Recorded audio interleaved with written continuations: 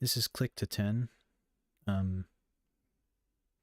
heard this game is really hard, so yeah, stick with me.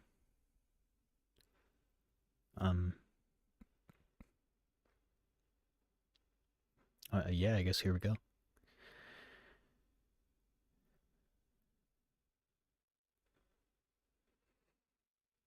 Sing in me, muse, and through me tell the story of that man skilled in all ways of contending, the wanderer, harried for years on end, after he plundered the stronghold on the proud height of Troy. He saw the townlands and learned the minds of many distant men, and weathered many bitter nights and days in his deep heart at sea, while he fought only to save his life, to bring his shipmates home. But not by will nor valor could he save them, for their own recklessness destroyed them all, children and fools. They killed and feasted on the cattle of Lord Helios, the sun. And he who moves all day through heaven took from their eyes the dawn of their return. Of these adventures, Muse, the daughter of Zeus, tell us in our time, lift the great song again. Begin when all the rest who left behind them headlong death in battle or at sea had long ago returned, while he alone still hungered for home and wife. Her ladyship Calypso clung to him in her sea-hallowed caves, a nymph, immortal and most beautiful, who craved him for her own. And when long years and seasons, wheeling, brought about that point of time ordained for him to make his passage homeward, trials and dangers even so attended him even in Ithaca, near those he loved. Yet all the gods had pitied Lord Odysseus, all but Poseidon, raging cold and rough against the brave king till he came ashore at last on his own land. But now that god had gone far off among the sunburnt races, most remote of men, at earth's two verges, in sunset lands, I didn't write this, and lands of the rising sun, to be regaled by smoke of thigh bones burning, haunches of rams and bulls, 100-fold. He lingered delighted at the banquet's side. In the bright hall of Zeus upon Olympus, the other gods were all at home, and Zeus, the father of gods and men, made conversation. For he had meditated on Aegisthus, dead by the hand of Agamemnon's son, Orestes, and spoke his thought aloud before them all. My word, how mortals take the gods to task! All their afflictions come from us, we hear, and what of their own failings? Greed and folly double the suffering in the lot of man. See how Aegisthus, for his double portion, stole Agamemnon's wife, and killed the soldier on his homecoming day. And yet Aegisthus knew that his own doom lay in this. We gods had warned him, sent down Hermes Argaphontes, our most observant courier, to say, don't kill the man, don't touch his wife, or face a reckoning with Orestes the day he comes of age and wants his patrimony. Friendly advice, but would Aegisthus take it? Now he has paid the reckoning in full. The grey-eyed goddess, Athena, replied to Zeus, O Majesty, O Father of us all, that man is in the dust indeed, and justly. So perish all who do what he had done. But my own heart is broken for Odysseus, the mastermind of war, so long a castaway upon an island in the running sea, a wooded island in the sea's middle. And there's a goddess in the place, the daughter of one whose baleful mind knows all the deeps of the blue sea, Atlas, who holds the columns that bear the land, the great thrust of the sky. His daughters will not let Odysseus go. Poor mournful man, she keeps on coaxing him with her beguiling talk to turn his mind from Ithaca. But such desire is in him merely to see the hearth smoke leaping upward from his own island, that he longs to die. Are you not moved by this, Lord of Olympus? Had you no pleasure from Odysseus's offerings beside the Argive ships on Troy's wide seaboard? O Zeus, what do you hold against him now? To this the summoner of cloud replied, My child, what strange remarks you let escape you. Could I forget that kingly man Odysseus? There is no mortal half so wise, no mortal gave so much to the lords of open sky. Only the god who laps the land in water, Poseidon, bears the fighter an old grudge since he poked out the eye of Polyphemus, brawniest of the Cyclopes, who bore that giant lout. Thosa, daughter of Phorcys,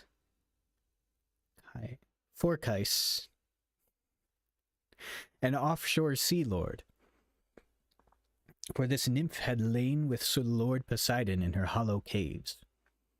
Naturally the god, after the blinding, mind you, he does not kill the man, he only buffets him away from home. But come now, we are all at leisure here. Let us take up this matter of his return. How should he sail? Poseidon must relent, for being quarrelsome will get him nowhere. One god flouting the will of all gods. The grey-eyed goddess Athena answered him, O Majesty, O Father of us all, if it now please the blissful gods that wide Odysseus reaches home again, let the wayfinder Hermes cross the sea to the island of Ogygia. Let him tell our fixed intent to the nymph with pretty braids, and let the steadfast man depart for home. For my part, I shall visit Ithaca, to put more courage in the son and rouse him to call an assembly of the islanders. Achaean gentleman with flowing hair. He must warn off that wolf pack of the suitors who prey upon his flocks and dusky cattle. I'll send him to the mainland, then, to Sparta by the sand beach of Pylos. Let him find news of his dear father where he may and win his own renown about the world. She bent to tie her beautiful sandals on, ambrosial, golden, that carry her over water over endless land on the wings of the wind, and took the great haft of her spear in hand. The bronze-shod spear this child of power can use to break in wrath long battle lines of fighters. Flashing down from Olympus' height, she went to stand in Ithaca before the manor, just at the doorsill of the court. She seemed a family friend, the Taphian captain, Mentes, waiting with a light hand on her spear. Before her eyes she found the lusty suitors casting dice inside the gate, at ease on hides of oxen they had killed. Their own retainers made a busy sight with houseboys, mixing bowls of water and wine, or sopping water up in sponges, wiping tables to be placed about in hall, or butchering whole carcasses for roasting. Long before anyone else, the prince Telemachus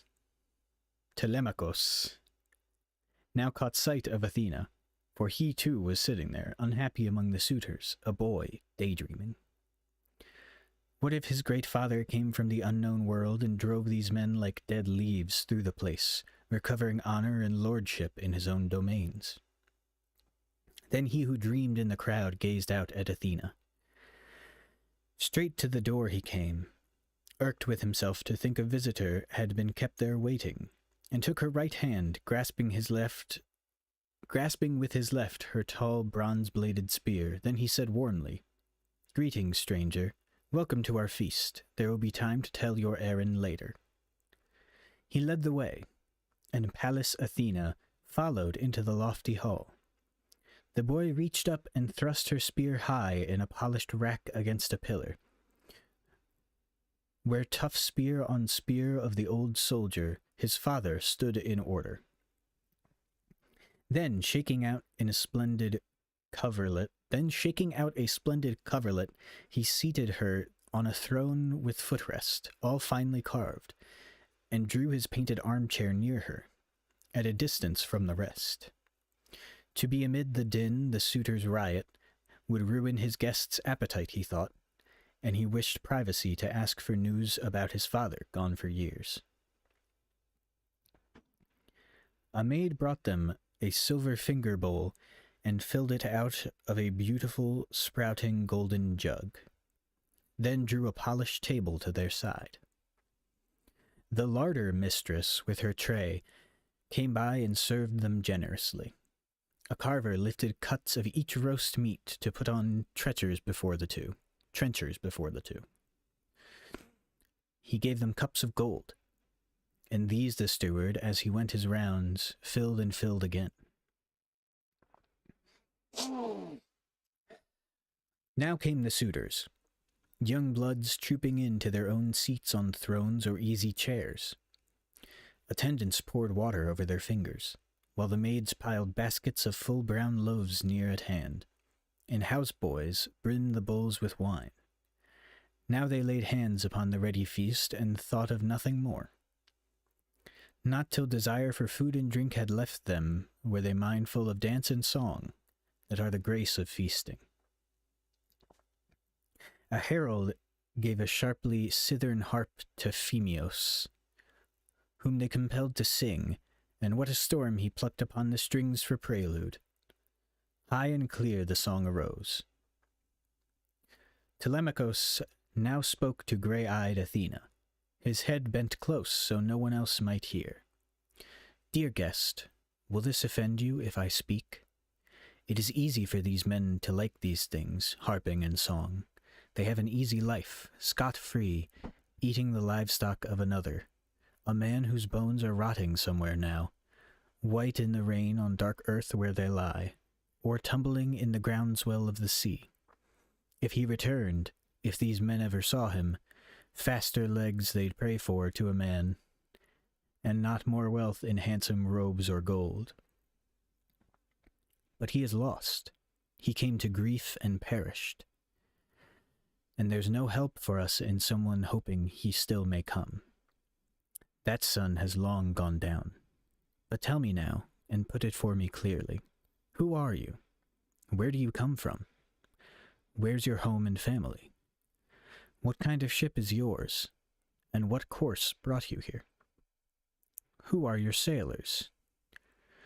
I don't suppose you walked here on the sea. Another thing, this too I ought to know. Is Ithaca new to you? Or were you ever a guest here in the old days?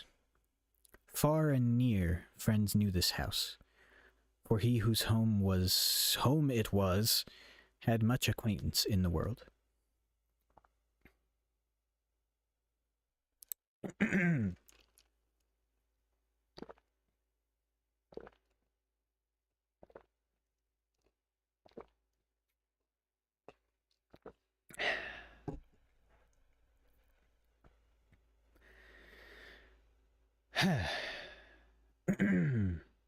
To this, the grey-eyed goddess answered, "As you ask, I can account most clearly for myself. Mentes I am called, son of the veteran Anchialos. I rule seafaring Taphos.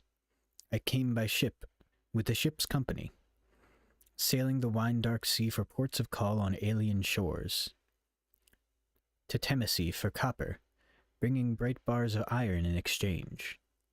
My ship is moored on a wild strip of coast in the Raythron Bight, under the wooded mountains. Years back, my family and yours were friends, as Lord Laertes knows. Ask when you see him. I hear the old man comes to town no longer, stays up country, ailing, with only one old woman to prepare his meat and drink when pain and stiffness take him in the legs from working on his terraced plot, his vineyard. As for my sailing here, the tale was that your father had come home, therefore I came. I see the gods delay him. But never in the world is Odysseus dead, only detained somewhere on the wide sea upon some islands with wild islanders. Savages they must be to hold him captive. Well, I will forecast for you, as the gods put the strong feeling in me. I see it all, and I'm no prophet, no adept in bird signs. He will not now be long way from Ithaca, his father's dear land. Though he be in chains, he'll scheme a way to come. He can do anything. But tell me this, make it clear to me. You must be by your looks Odysseus' boy? The way your head is shaped, the fine eyes, yes, how like him. We took meals like this together many a time, before he sailed for Troy, with all the lords of Argos in the ships. I have not seen him since, nor has he seen me. And thoughtfully, Telemachus replied, Friend, let me put it in the plainest way.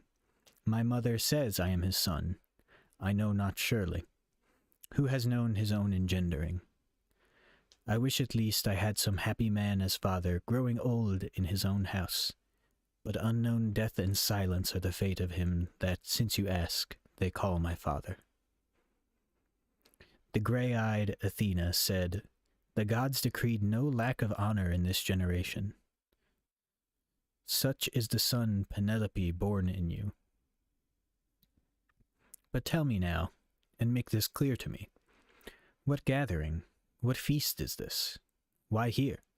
A wedding? Revel? At expense of all? Not that, I think. How arrogant they seem, these gluttons, making free here in your home. A sensible man would blush to be among them. To this, Telemachus answered, Friend, now that you ask about these matters, our house was always princely, a great house, as long as he of whom we speak remained here. But evil days the gods have brought upon it, making him vanish as they have so strangely. Were his death known, I could not feel such pain. If he had died of wounds in Trojan country or in the arms of friends after the war, they would have made a tomb for him, the Achaeans, and I should have all honor as his son. Instead, the whirlwinds got him, and no glory. He's gone, no sign, no word of him, and I inherit trouble and tears, and not for him alone. The gods have laid such other burdens on me. For now the lords of the islands, Dulichion and Sami, wooded Zakynthos, and rocky Ithaca's young lords as well, are here courting my mother, and they use our house as if it were a house to plunder. Spurn them she dare not, though she hates that marriage, nor can she bring herself to choose among them. Meanwhile, they eat their way through all we have, and when they will, they can demolish me. Pallas Athena was disturbed, and said, Ah, bitterly you need Odysseus then. High time he came back to engage these upstarts. I wish we saw him standing helmeted there in the doorway, holding shield and spear, looking the way he did when I first knew him. That was at our house, where he drank and feasted after he left Ephyra, homeward bound from a visit to the son of Mermerus Elos. He took his fast ship down the gulf that time for a fatal drug to dip his arrows in and poison the bronze points, but young Elos turned him away, fearing the god's wrath. My father gave it, for he loved them well. I wish these men could meet the man of those days. They'd know their fortune quickly, a cold bed. Aye, but it lies upon the god's great knees whether he can return and force a reckoning in his own house or not. If I were you, I should take steps to make these men disperse. Listen now, and attend to what I say. At daybreak call the islanders to assembly, and speak your will, and call the gods to witness. These suitors must go scattering to their homes. Then here's a course for you, if you agree. Get a sound craft afloat with 20 oars, and go abroad for news of your lost father, perhaps a traveller's tale or rumored fame issued from Zeus abroad in the world of men. Talk to that noble sage at Pylos, Nestor. Then go to Menelaus,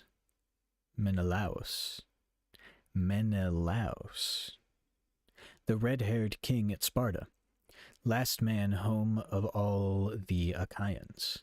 Stay a full year. You may learn he's alive and coming home, or else you may hear nothing, or learn that he is dead and gone. If so, then you come back to your own dear country and raise a mound for him, and burn his gear with all the funeral honors due the man, and give your mother to another husband.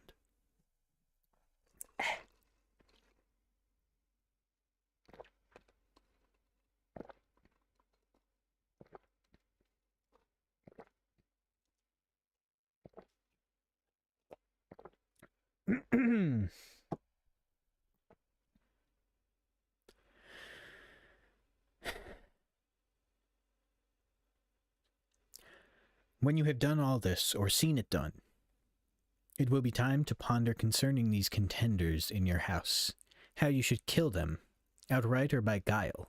You need not bear this insolence of theirs, you are a child no longer. Have you heard what glory young Orestes won when he cut down that two-faced man, Aegisthus, for killing his illustrious father? Dear friend, you are tall and well set up, I see. Be brave, you too, and men in times to come will speak of you respectfully. Now I must join my ship. My crew will grumble if I keep them waiting. Look to yourself. Remember what I told you. Telemachus replied, Friend, you have done me kindness, like a father to his son, and I shall not forget your counsel ever. You must get back to sea, I know, but come take a hot bath and rest, accept a gift to make your heart lift up when you embark. Some precious thing and beautiful from me, a keepsake, such as dear friends give their friends. But the gray-eyed goddess Athena answered him, Do not delay me, for I love the sea ways. As for the gift your heart is set on giving, let me accept it on my passage home, and you shall have a choice gift in exchange. With this, Athena left him, as a bird rustles upward, off and gone. But as she went, she put new spirit in him, a new dream of his father, clearer now, so that he marveled to himself, divining that a god has been his guest.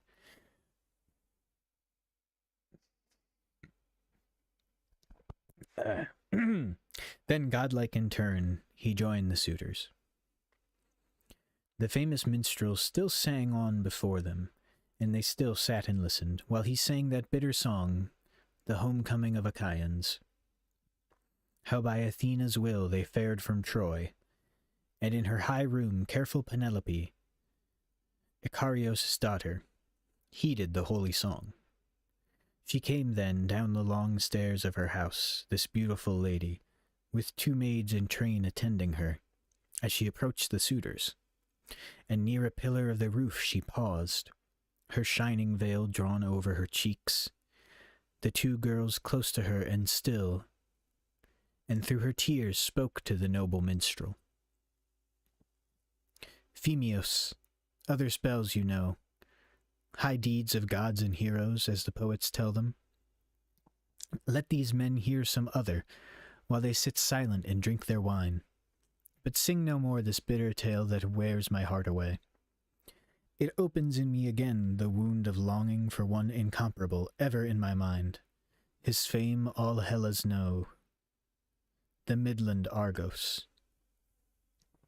But Telemachus intervened and said to her, Mother, why do you grudge our own dear minstrel joy of song wherever his thought may lead? Poets are not to blame, but Zeus, who gives what fate he pleases to adventurous men. Here is no reason for reproof. To sing the news of the Danaans. Men like best a song that rings like morning on the ear. But you must nerve yourself and try to listen. Odysseus was not the only one at Troy never to know the day of his homecoming. Others, how many others, lost their lives. The lady gazed in wonder and withdrew, her son's clear wisdom echoing in her mind. But when she had mounted to her rooms again with her 2 handmaids, then she fell to weeping for Odysseus, her husband. Grey-eyed Athena presently cast a sweet sleep on her eyes. Meanwhile, the din grew loud in the shadowy hall as every suitor swore to lie beside her, but Telemachus turned now and spoke to them. "You suitors of my mother, insolent men, now we have dined, let us have entertainment and no more shouting. There can be no pleasure so fair as giving heed to a great minstrel like ours, whose voice itself is pure delight. At daybreak we shall sit down in assembly, and I shall tell you, take it as you will, you are to leave this hall. Go feasting elsewhere, consume your own stores. Turn and turn about, use one another's houses. If you choose to slaughter one man's livestock and pay nothing, this is rapine. And by the eternal gods, I beg Zeus you shall get what you deserve. A slaughter here, and nothing paid for it."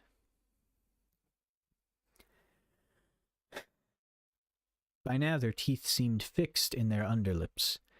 Telemachus' bold speaking stunned them so. Antinous, Eupeithes' son, made answer. "Telemachus, no doubt the gods themselves are teaching you this high and mighty manner. Zeus forbid you should be king in Ithaca, though you are eligible as your father's son." Telemachus kept his head and answered him. "Antinous, you may not like my answer, but I would happily be king if Zeus conferred the prize. Or do you think it wretched? I shouldn't call it bad at all. A king will be respected, and his house will flourish. But there are eligible men enough, heaven knows, on the island, young and old, and one of them perhaps may come to power after the death of King Odysseus. All I insist on is that I rule our house and rule the slaves my father won for me."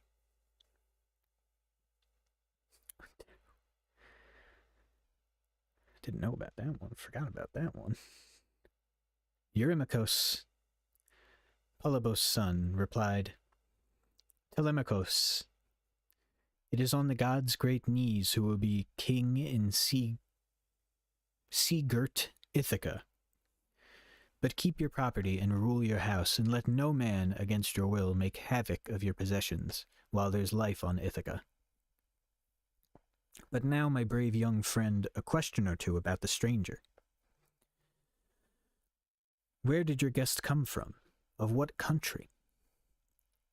Where does he say his home is and his family? Has he some message of your father's coming, or business of his own, asking a favor? He left so quickly that one hadn't time to meet him, but he seemed a gentleman." Telemachus made answer, cool enough. Eurymachus, there's no hope for my father. I would not trust a message, if one came, nor any forecaster my mother invites to tell by divination of time to come. My guest, however, was a family friend, Mentes, son of Anchialos. He rules the Taphian people of the sea." So said Telemachus, though his heart knew his visitor had been immortal. But now the suitors turned to play again with dance and haunting song. They stayed till nightfall. Indeed, black night came on them at their pleasure, and half asleep they left, each for his home.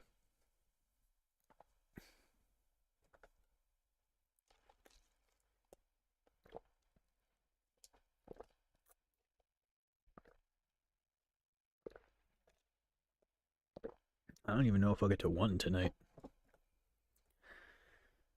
This game's hard. Telemachus' bedroom was above the court, a kind of tower with a view all around, where he retired to ponder in the silence, while carrying brands of pine alight beside him. Euryclea went padding, sage and old. Her father had been Ops, Paesionor's son, and she had been a purchase of Laertes when she was still a blossoming girl. He gave the price of 20 oxen for her, kept her as kindly in his house as his own wife, though for the sake of peace he never touched her. No servant loved Telemachus as she did, she who had nursed him in his infancy. So now she held the light as he swung open the door of his neat, freshly painted chamber. There he sat down, pulling his tunic off, and tossed it to the wise old woman's hands. She folded it and smoothed it, and then hung it beside the inlaid bed upon a bar. Then, drawing the door shut by its silver handle, she slid the catch in place and went away. And all night long, wrapped in the finest fleece, he took in thought the course Athena gave him.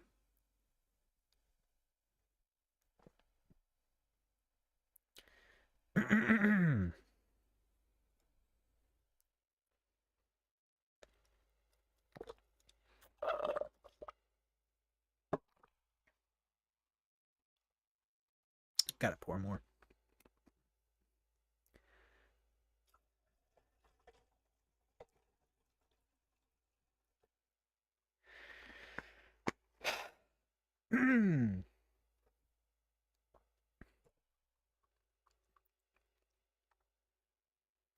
Sorry, this is rough on the voice. I didn't think it would be this bad.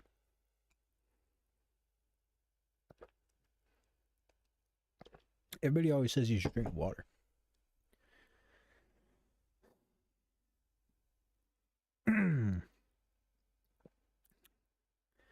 Book 2. A Hero's Son Awakens. When primal dawn spread on the eastern sky her fingers of pink light,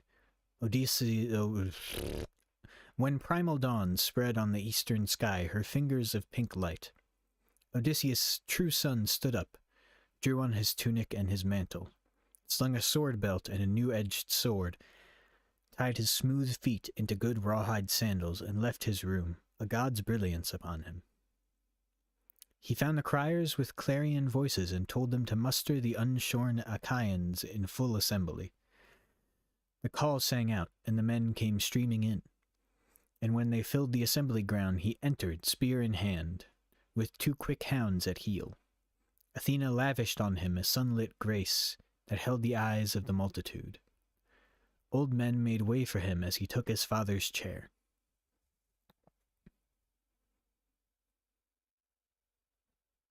Now, Lord Aegyptios, bent down and sage with years, opened the assembly. This man's son had served under the great Odysseus, gone in the decked ships with him to the wild horse country of Troy. A spearman, Antiphos by name. The ravenous... I'm just going to say Cyclops. The ravenous Cyclops in the cave destroyed him, last in the feast of men.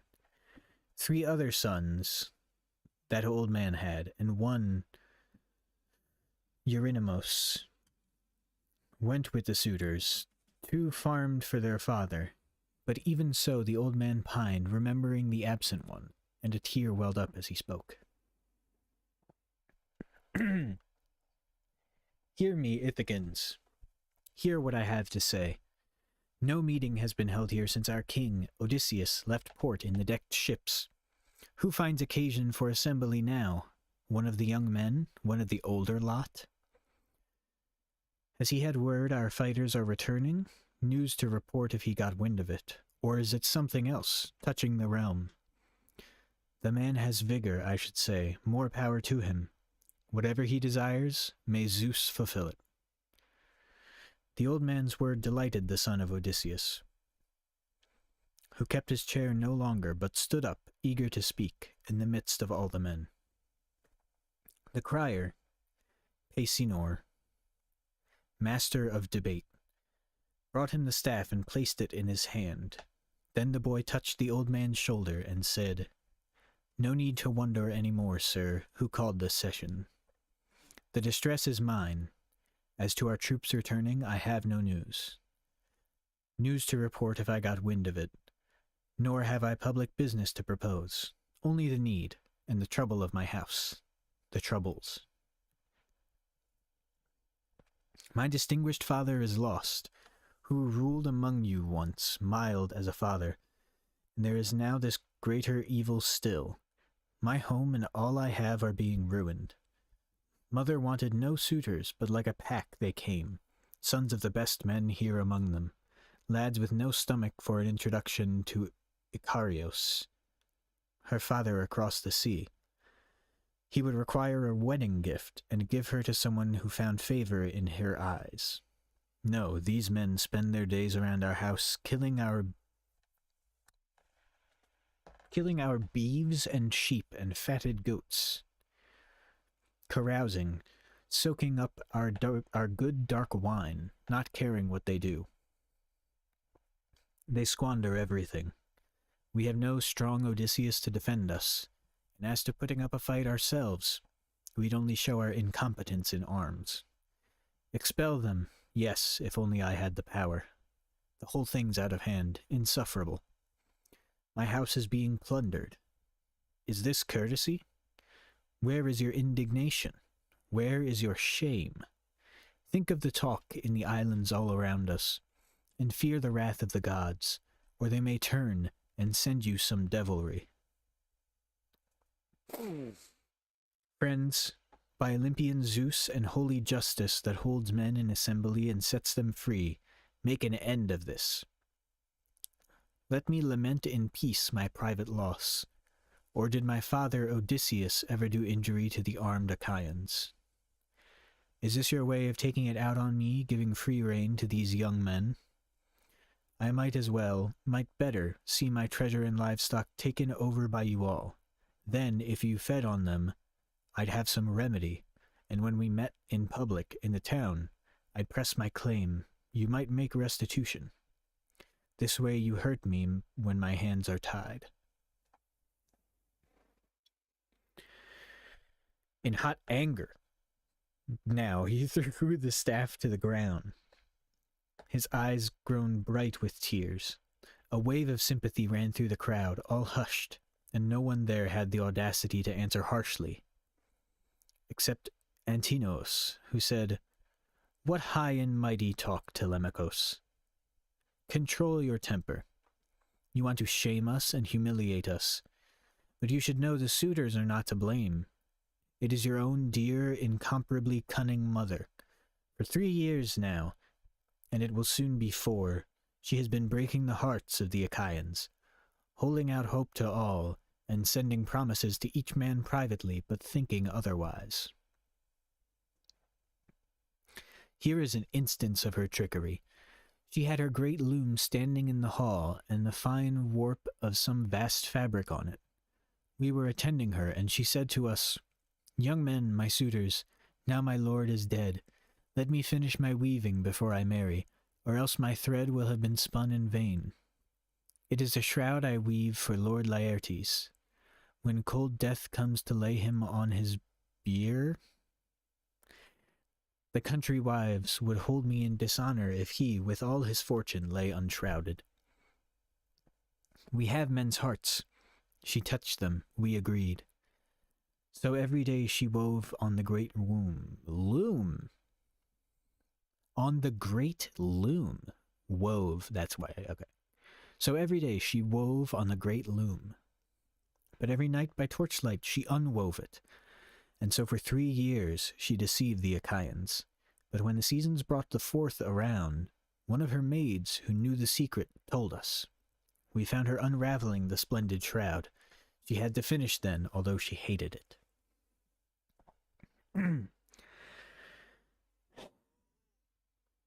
Take a quick little sip.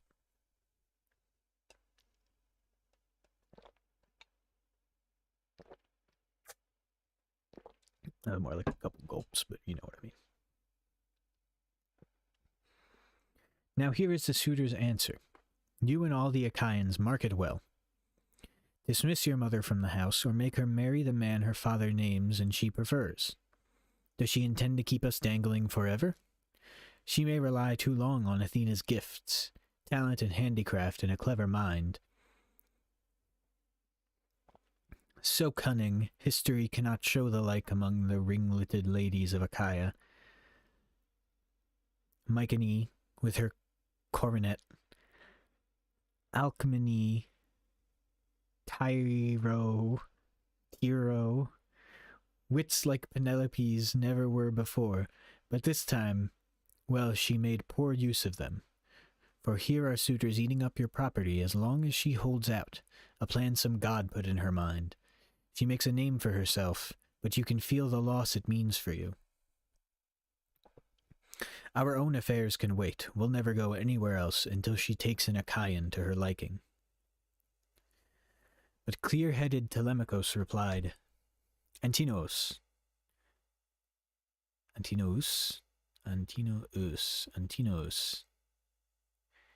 Can I banish against her will the mother who bore me and took care of me? My father is either dead or far away, but dearly I should pay for this at Icarios' hands, if I ever sent her back. The powers of darkness would requite it too. My mother's parting curse would call hell's furies to punish me, along with the scorn of men. No, I can never give the word for this. But if your hearts are capable of shame, leave my great hall and take your dinner elsewhere. Consume your own stores. Turn and turn about, use one another's houses. If you choose to slaughter one man's livestock and pay nothing, this is rapine. And by the eternal gods, I beg Zeus you shall get what you deserve, a slaughter here, and nothing paid for it. There's underlines in this book.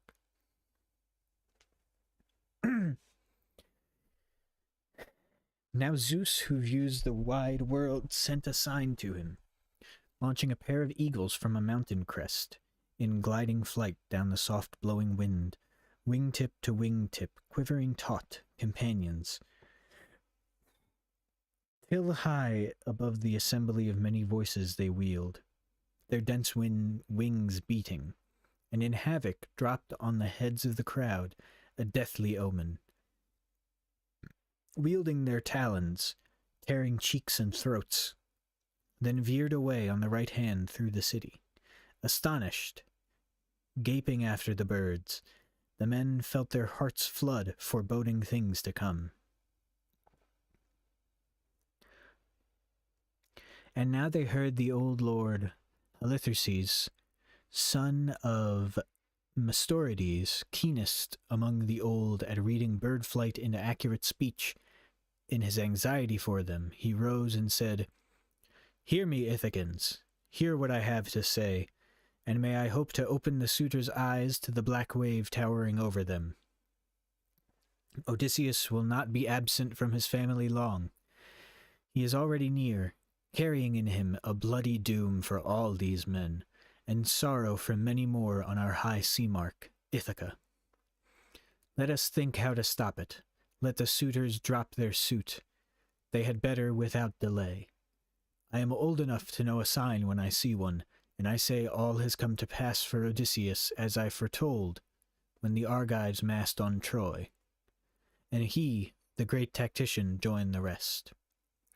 My forecast was that after 19 years, many blows weathered, all his shipmates lost, himself unrecognized by anyone, he would come home. I see this all fulfilled. But Polybos' son, Eurymachus, retorted, Old man, go tell the omens for your children at home, and try to keep them out of trouble. I am more fit to interpret this than you are. Bird life aplenty has found in the sunny air, not all of it significant. As for Odysseus, he perished far from home.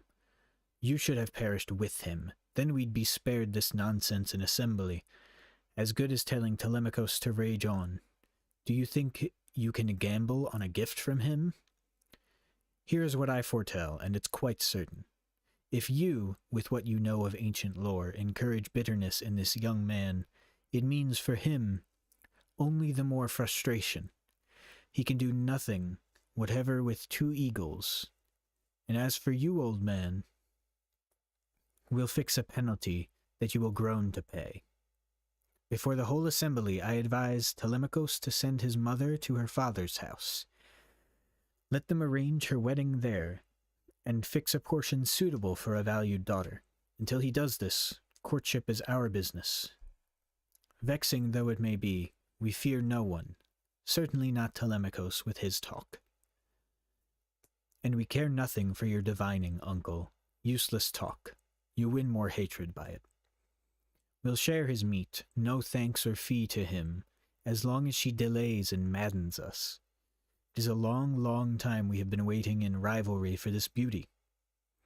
We could have gone elsewhere and found ourselves very decent wives.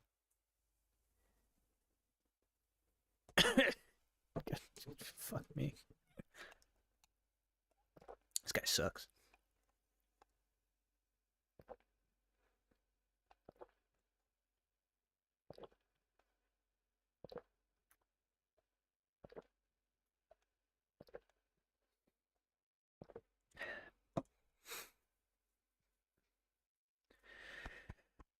You guys think I'm gonna get a copyright strike for this?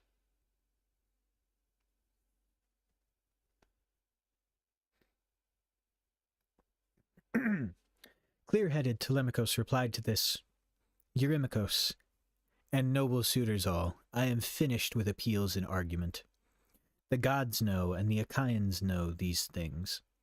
But give me a fast ship and a crew of 20 who will see me through a voyage, out and back.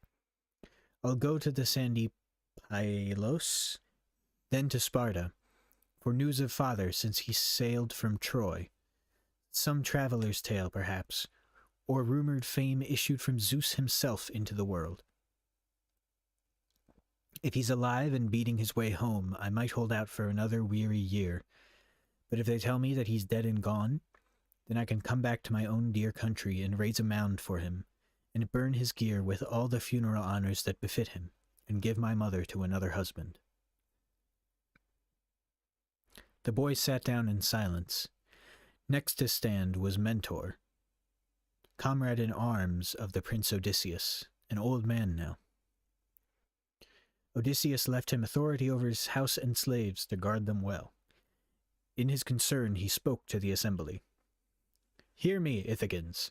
Hear what I have to say. Let no man holding scepter as a king be thoughtful, mild, kindly, or virtuous. Let him be cruel and practice evil ways. It is so clear that no one here remembers how like a gentle father Odysseus ruled you.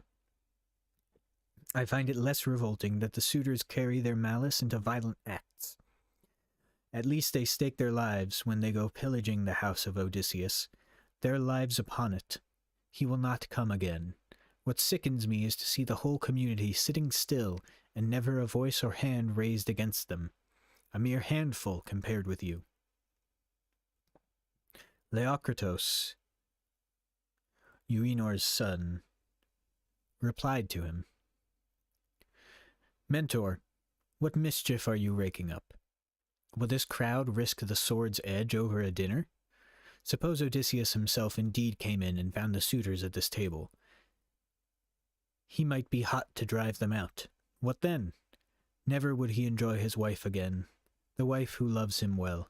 He'd only bring down abject death on himself against those odds.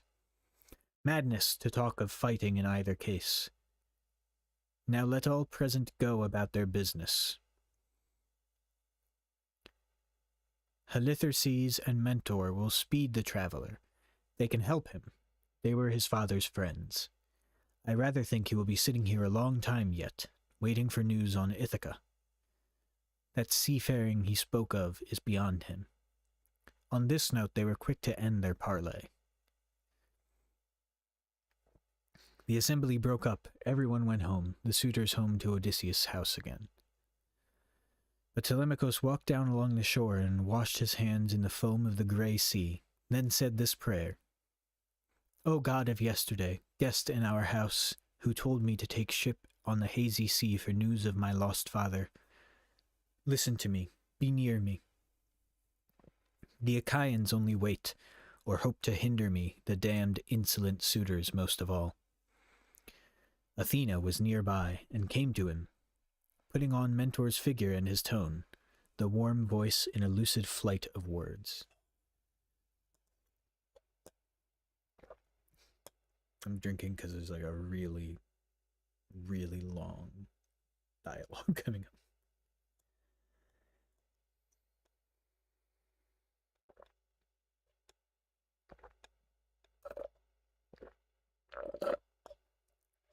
I thought this was about Odysseus.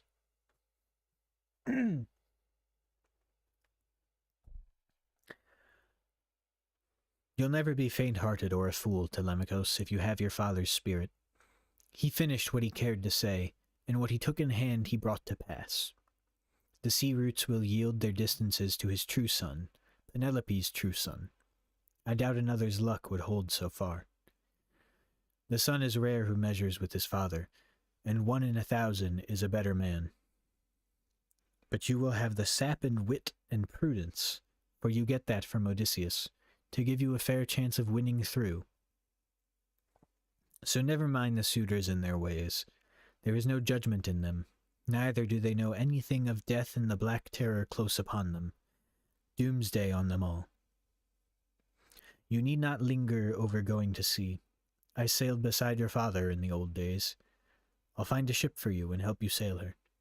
So go on home as if to join the suitors, but get provisions ready in containers, wine in 2-handled jugs and barley meal, the staying power of oarsmen, in skin bags watertight. I'll go the rounds and call a crew of volunteers together. Hundreds of ships are beached on the sea-girt Ithaca. Let me but choose the soundest, old or new. We'll rig her and take her out on the broad sea.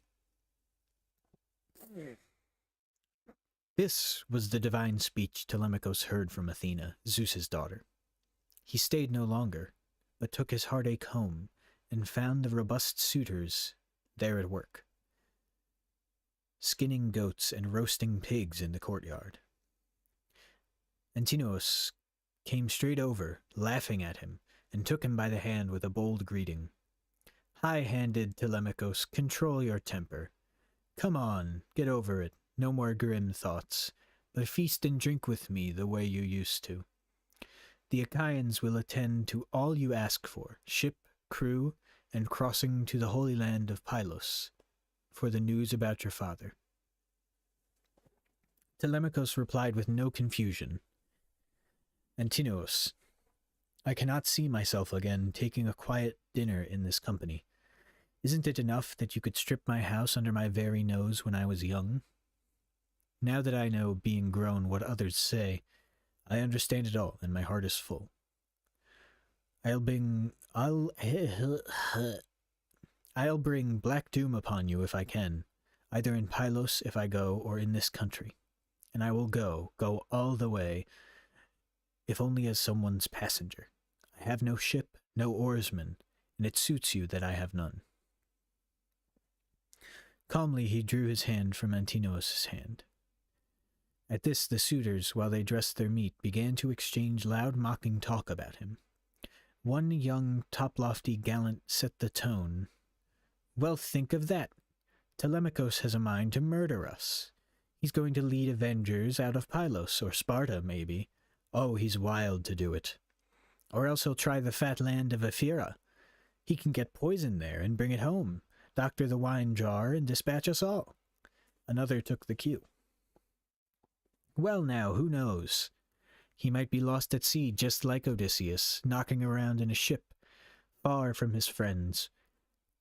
And what a lot of trouble that would give us, making the right division of his things. We'd keep his house as a dowry for his mother and the man who marries her. That was the drift of it.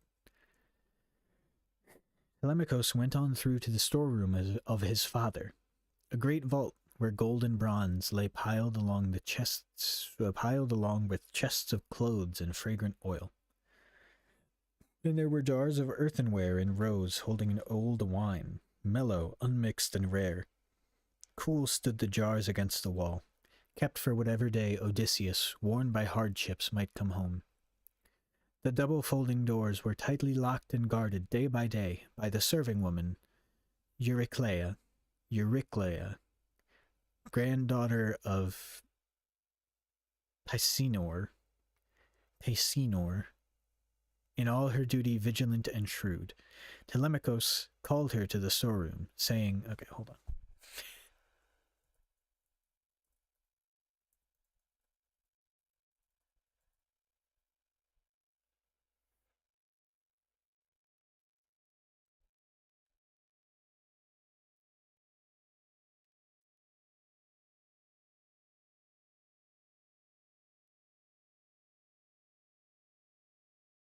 Okay, there's no good website showing it. I guess this is a weird translation.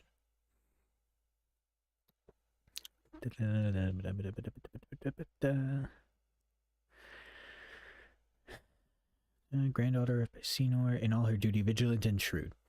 Telemachus called her to the storeroom, saying, Nurse, get a few two-handled traveling jugs filled up with wine, the second best, not that you keep for your unlucky lord and king, hoping he may have slipped away from death and may yet come again, royal Odysseus. 12 amphorae will do. Seal them up tight. And pour out barley into leather bags, 20 bushels of barley meal ground fine. Now keep this to yourself. Collect these things, and after dark, when mother has retired and gone upstairs to bed, I'll come for them.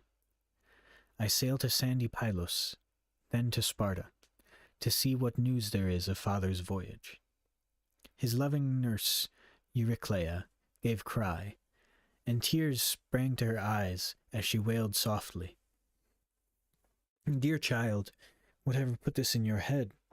Why do you want to go so far in the world? And you are only darling. Lord Odysseus died in some strange place far from his homeland. Think how, when you have turned your back, these men will plot to kill you and share all your things. Stay with your own, dear, do. Why would you suffer hardship and homelessness to the wild sea? But seeing all clear, Telemachus replied, Take heart, nurse. There's a god behind this plan, and you must swear to keep it from my mother until the 11th day, or 12th, or till she misses me or hears that I am gone. She must not tear her lovely skin lamenting. So the old woman vowed by all the gods, and vowed again to carry out his wishes, and she filled up the amphorae with wine and sifted barley meal into leather bags. Telemachus rejoined the suitors. Meanwhile, the goddess with gray eyes had other business. Disguised as Telemachus, she roamed the town, taking each likely man aside and telling him, Meet us at nightfall at the ship. Indeed. She asked Noemon, Phronios' wealthy son, to lend her a fast ship, and he complied. Now when at sundown shadows crossed the lanes, she dragged the cutter to the sea and launched it, fitted out with tough seagoing gear, and tied it up, away at the harbor's edge. The crewmen gathered, sent there by the goddess. Then it occurred to the gray-eyed goddess Athena to pass inside the house of the hero Odysseus, showering a sweet drowsiness on the suitors, whom she had presently wandering in their wine. And soon, as they could hold their cups no longer, they straggled off to find their beds in town, eyes heavy-lidded, laden down with sleep. Then to Telemachus the gray-eyed goddess appeared again, with Mentor's form and voice, calling him out of the lofty emptied hall. Telemachus, your crew of fighting men is at the ready. Telemachus, your crew of fighting men is ready at the oars, and waiting for you. Come on, no point in holding up the sailing. And Pallas Athena turned like the wind, running ahead of him. He followed in her footsteps down to the seaside, where they found the ship, an oarsman with flowing hair at the water's edge. Telemachus, now strong in the magic, cried, "Come with me, friends, and get our rations down. They are all packed at home, and my own mother knows nothing. Only one maid was told." He turned and led the way, and they came after, carried and stowed all in the well-trimmed ship, as the dear son of Odysseus commanded. Telemachus then stepped aboard. Athena took her position aft, and he sat by her. The two-stroke oars cast off the stern hawsers and vaulted over the gunwales to their benches. I'm fucking shocked I got through that in one read. Grey-eyed Athena stirred them in a following... and then I fuck up that one. Grey-eyed Athena stirred them a following wind. Soughing from northwest on the wine-dark sea, as he felt the wind, Telemachus called to all hands to break out mast and sail.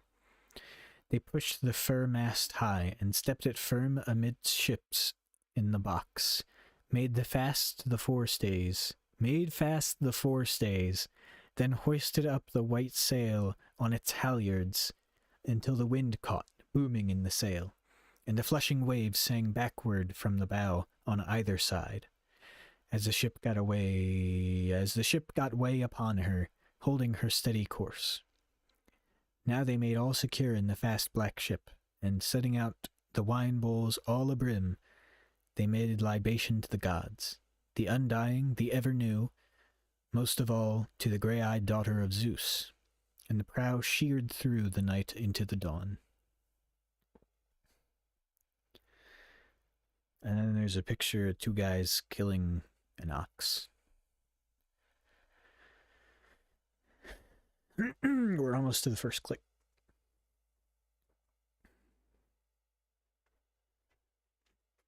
I feel like I should wait to take a break until we beat the first click.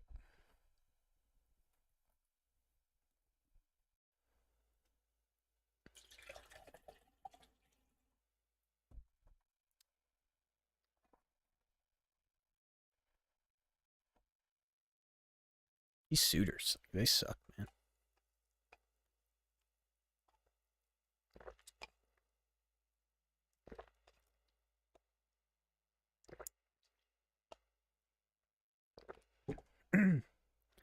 Could anybody just do that?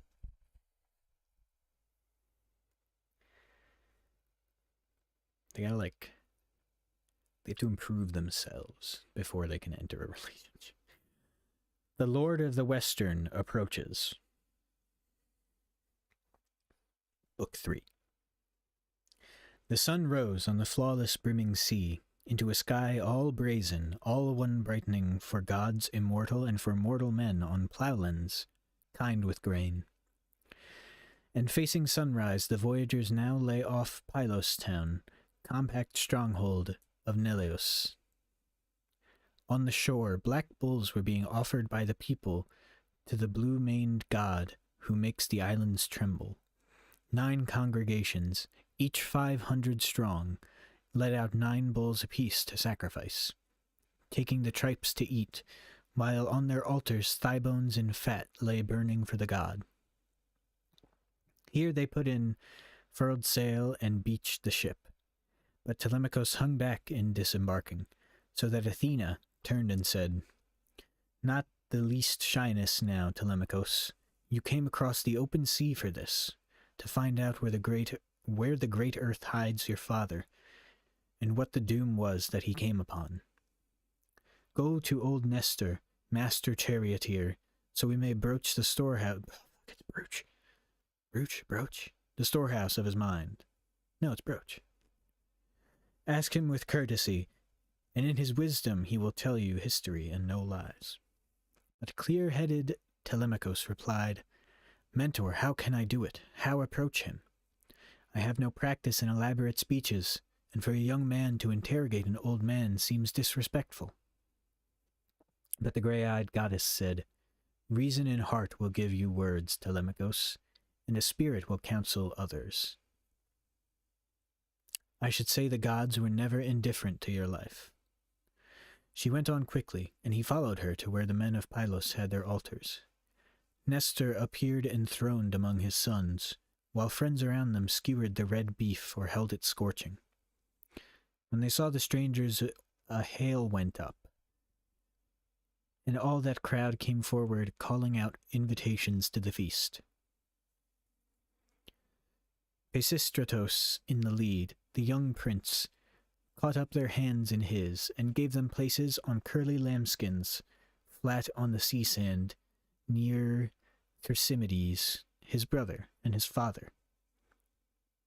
He passed them bits of the food of sacrifice, and, pouring wine in a golden cup, he said to Pallas Athena, daughter of Zeus, "Friend, I must ask you to invoke Poseidon. You find us at this feast, kept in his honor.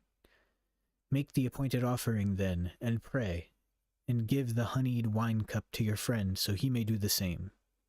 He, too, must pray to the gods on whom all men depend. But he is just my age. You are the senior, so here, I give the goblet first to you." And he put the cup of sweet wine in her hand. Athena liked his manners, and the equity that gave her precedence with the cup of gold, so she besought Poseidon at some length. "Earthshaker, listen and be well disposed. Grant your petitioners everything they ask, and above all, honor to Nestor and his sons.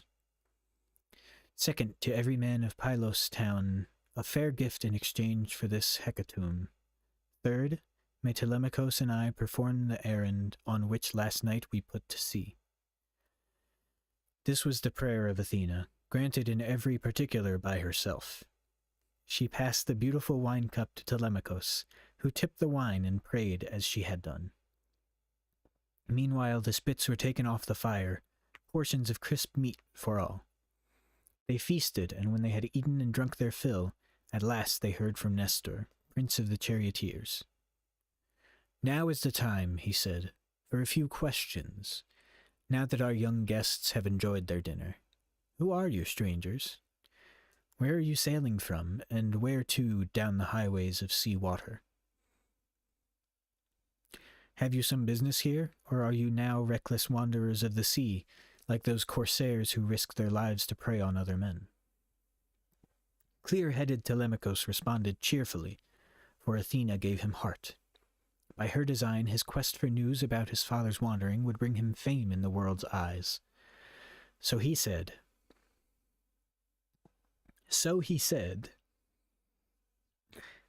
"Nestor, pride of Achaeans, Neleus' son, you ask where we are from, and I can tell you. Our home port is under Mount Neon, Ithaca. We are not here on Ithacan business, though, but on my own. I want news of my father, Odysseus, known for his great heart, and I will comb the wide world for it. People say he fought along with you when Troy was taken. As to the other men who fought that war, we know where each one died and how he died, but Zeus allotted my father death and mystery. No one can say for sure where he was killed, whether some hostile landsman or the sea. The storm waves on the deep sea got the best of him, and this is why I come to you for help.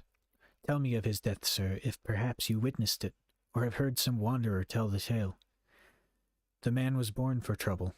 Spare me no part of it for kindness' sake, but put the scene before me as you saw it.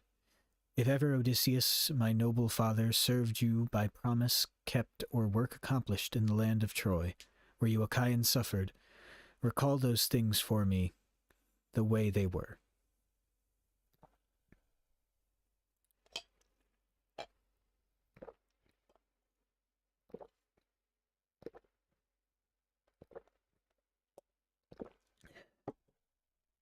There we go.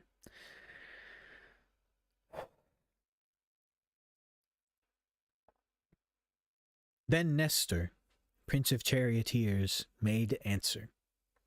"Dear friend, you take me back to all the trouble we went through in that country, we Achaeans. Rough days aboard ship on the cloudy sea, cruising away for pillage after Achilles. Rough days of battle around Priam's town. Our losses then, so many good men gone. Ares, great Aias, lies there. Achilles lies there. Patroclus, too, the wondrous counselor, and my own strong and princely son. Antilochus, fastest man of them all, and a born fighter. Other miseries and many we endured there. Could any mortal man tell the whole story? Not if you stayed 5 years or 6 to hear how hard it was for the flower of the Achaeans. You'd go home weary and the tale untold. Think, we were there 9 years and we tried everything, all stratagems against them, up to the bitter end that Zeus begrudged us. And as to stratagems, no man would claim Odysseus' gift for those. He had no rivals, your father, at the tricks of war. Your father? Well, I must say I marvel at the sight of you. Your manner of speech couldn't be more like his. Oh, this guy talks a lot. One would say no boy could speak so well. And all the time at Ilion, he and I were never at odds in council or assembly. Saw things the same way, had one mind between us in all the good advice we gave the Argives. But when we plundered Priam's town and tower and took to the ships, God scattered the Achaeans. He had a mind to make homecoming hard for them, seeing they would not think straight nor behave, or some would not. So evil days came on them, and she who had been angered, Zeus's dangerous grey-eyed daughter, did it, starting a fight between the sons of Atreus. First they were fools enough to call assembly at sundown, unheard of hour. The Achaean soldiers turned out, soaked with wine, to hear talk about it from their commanders. Menelaus harangued them to get organized. Time to ride home on the sea's broad back, he said, but Agamemnon wouldn't hear of it. He wanted to hold the troops, make sacrifice, a hecatomb, something to pacify Athena's rage. Folly again to think he could move her. Will you change the will of the everlasting gods in a night or a day's time? The two men stood there hammering at each other until the army got to its feet with a roar, and no decision, wanting it both ways. That night no one slept well, everyone cursing someone else. Here was the bane from Zeus. At dawn we dragged our ships to the lordly water, stowed aboard all our plunder and the slave women in their low hip girdles. Yikes, but half the army elected to stay behind with Agamemnon as their corps commander. The other half embarked and pulled away.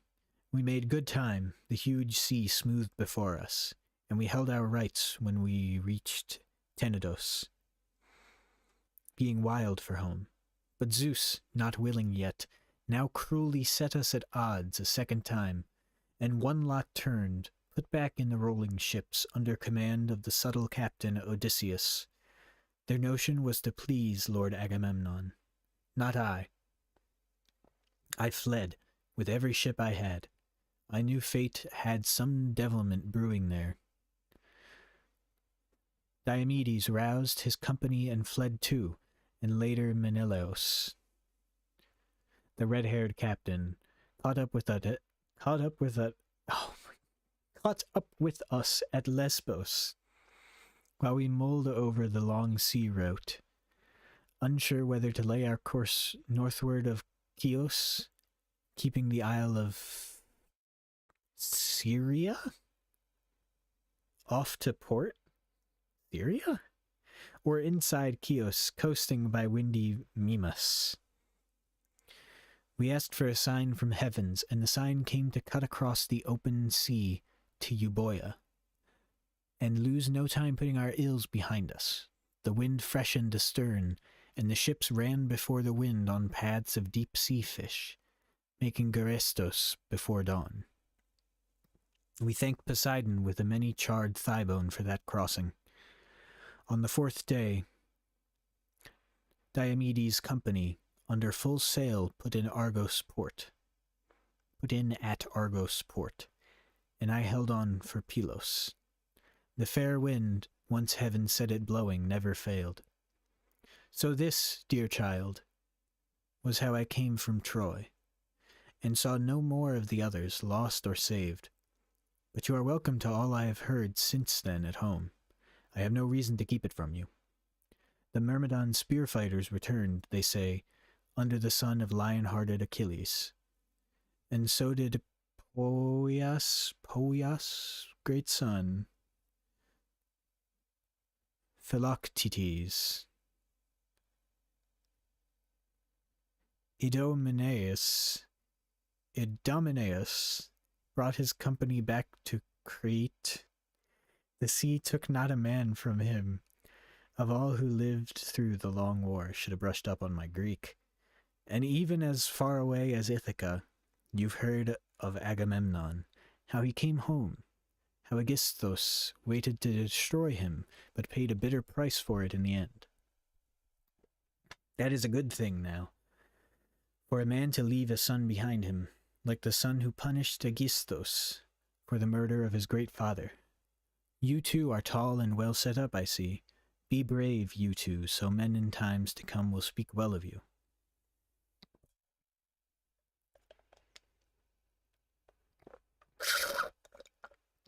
Guy talks a lot. Then Telemachus said, Nestor, pride of Achaeans, Neleus' son, that was revenge, and far and wide the Achaeans will tell the tale in song for generations. I wish the gods would buckle his arms on me.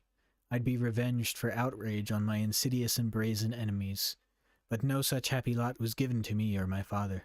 Still, I must hold fast. To this Lord Nestor of Gerenia said, My dear young friend, now that you speak of it, I hear a crowd of suitors for your mother lives with you, uninvited, making trouble. Now tell me how you take this. Do the people side against you, hearkening to some oracle? Who knows, your father might come home some day alone or backed by troops and have it out with them.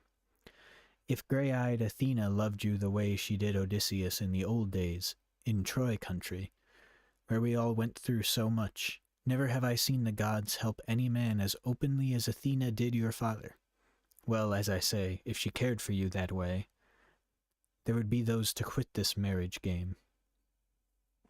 But prudently, Telemachus replied, I can't think what you say will ever happen, sir. It is a dazzling hope, but not for me. It could not be, even if the gods willed it. At this, grey-eyed Athena broke in, saying, What strange talk you permit yourself, Telemachus. A god could save the man by simply wishing it, from the farthest shore in the world. If I were he, I should prefer to suffer years at sea, and then be safe at home. Better that than a knife at my heart's side, where Agamemnon found it, killed by adulterers. Though as for death, of course all men must suffer it, though gods may love a man, but they can't help him when the cold death comes to lay him on his bier. Telemachus replied, Mentor, grievously...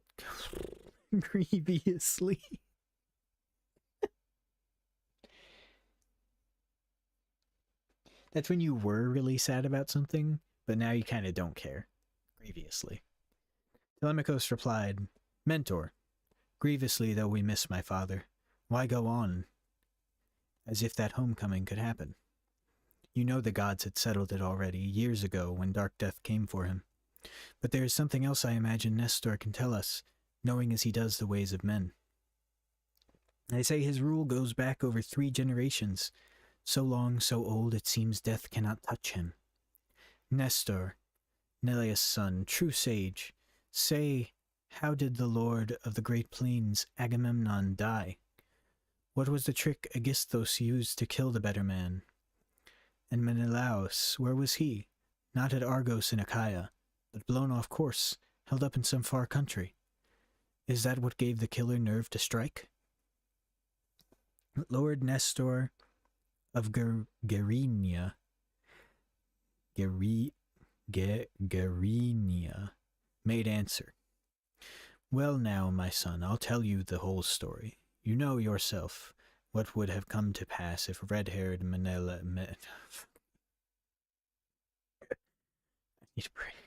But we're almost there. We're almost to that first one.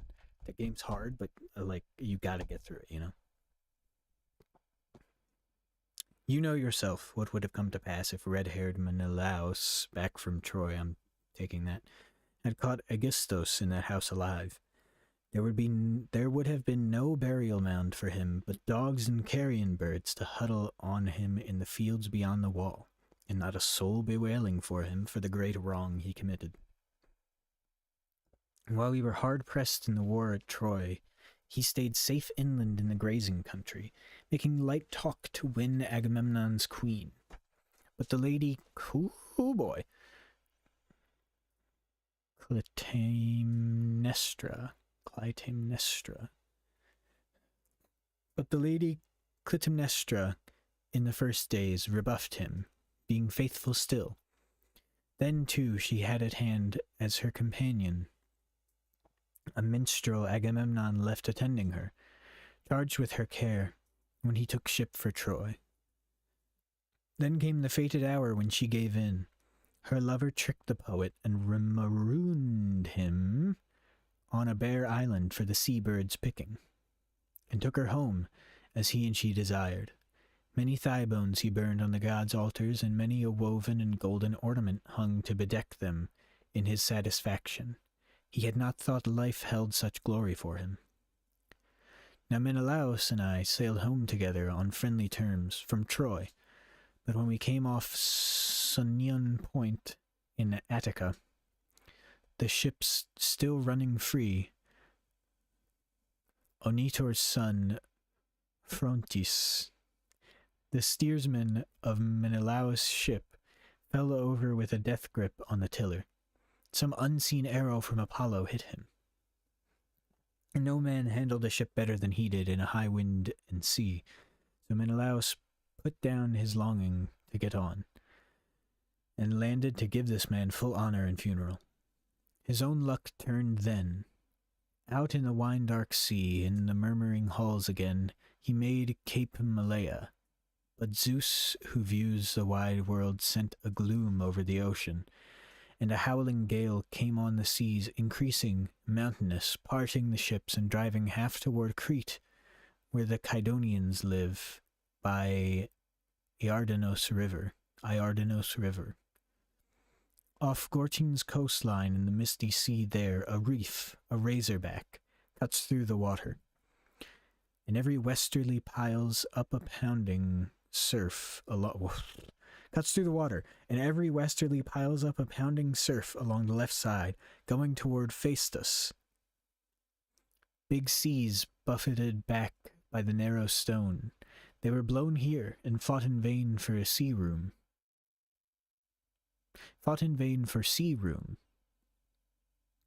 The ships kept going. The ships kept going into their destruction, slammed on the reef. The crews were saved, but now those 5 that weathered it got off southward, taken by wind and current onto Egypt, and there Menelaus stayed. He made... Okay, hold on.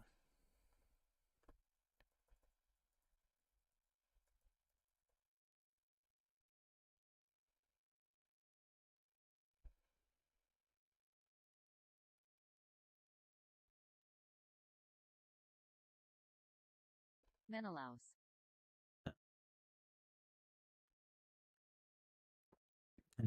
He made a fortune in sea traffic among those distant races, but while he did so, the foul crime was planned and carried out in Argos by Aegisthus. Aegisthus, who ruled over golden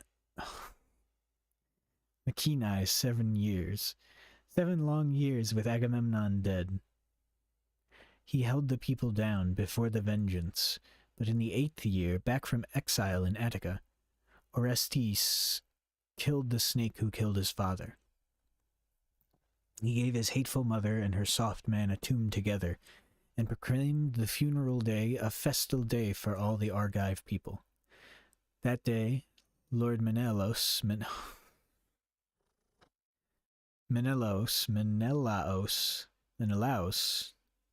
that day, Lord Menelaus of the Great War, made port with all the gold his ships could carry. And this should give you pause, my son. Don't stay too long away from home, leaving your treasure there and brazen suitors near. They'll squander all you have or take it from you, and then how will your journey serve? I urge you, though, to call on Menelaus, he being but lately home from distant parts in the wide world. A man could well despair of getting home at all, if the winds blew him over the great South Sea, that weary waste. Even the wintering birds delay one more winter before the northward crossing. Well, take your ship and crew, and go by water, or if you'd rather go by land, here are horses, a car, and my own son's company for as far as the ancient land of Lacedaemon and Menelaus, the red-haired captain there.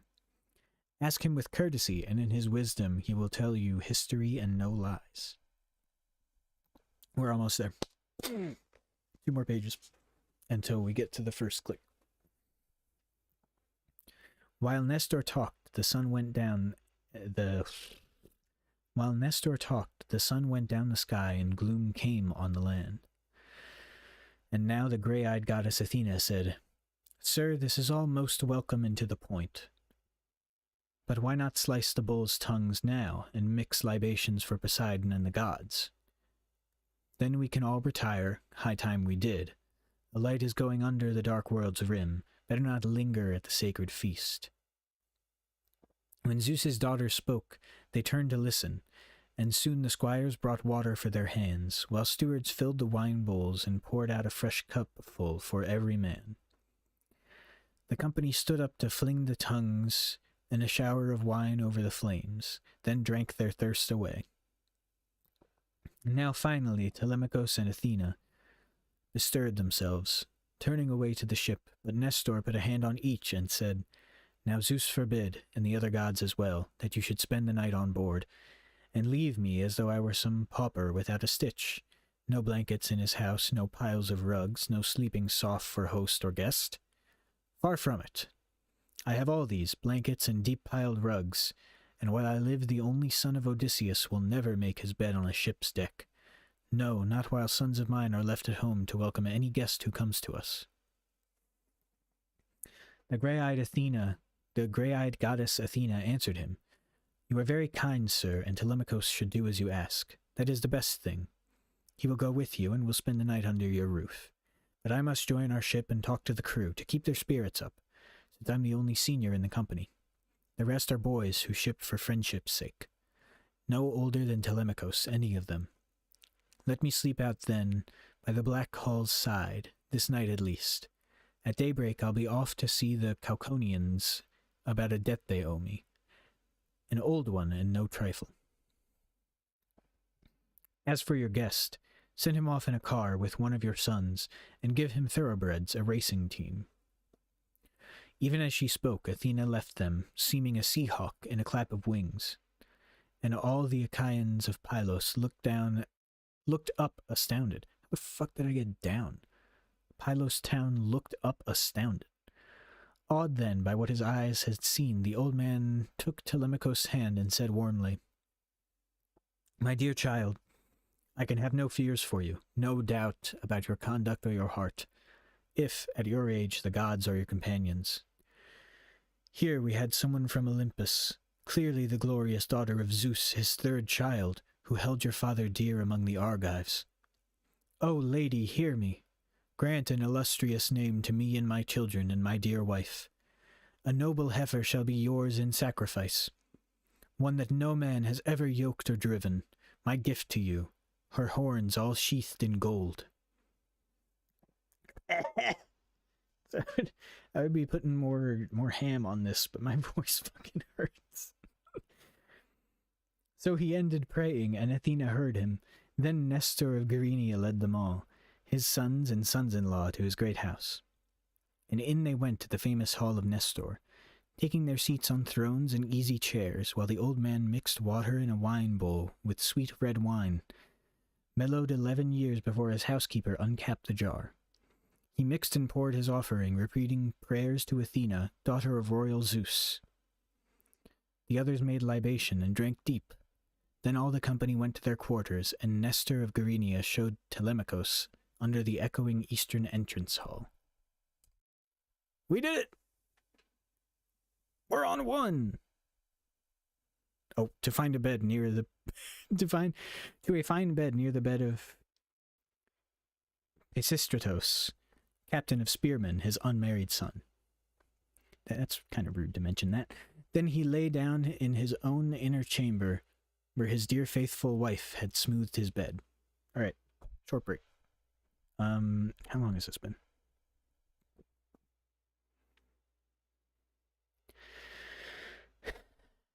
Be another hour and a half.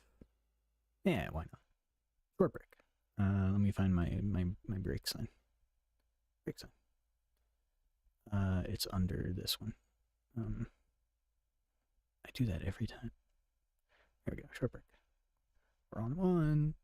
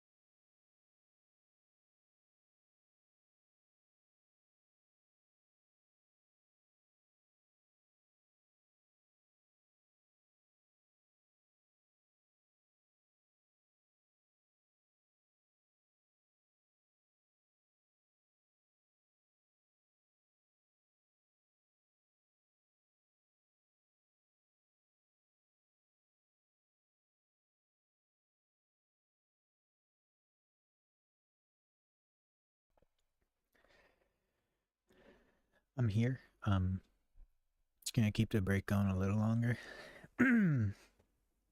My throat's sick. Found a guide, pronunciation guide. Also a guide for this game. It's pretty hard, isn't it?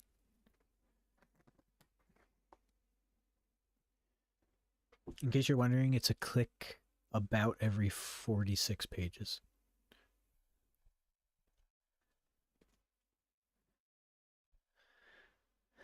That's how many you have to get past before you can click.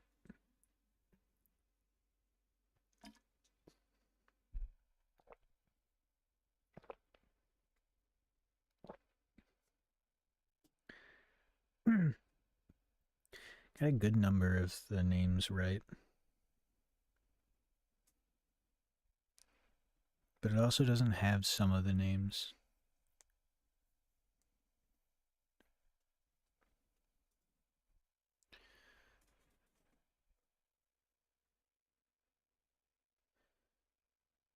Okay, so this guy,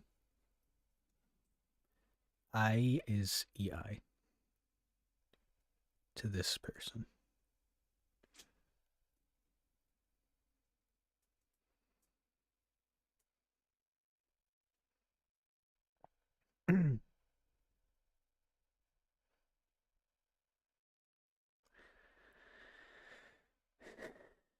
So, because some of these are real places and I'm just bad at geography.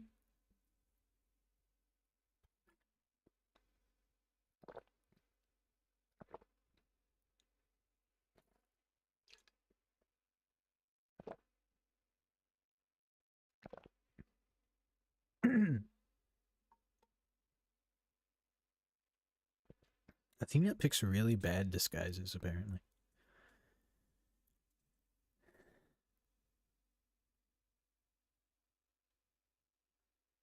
Or I guess not, because nobody calls her out on it.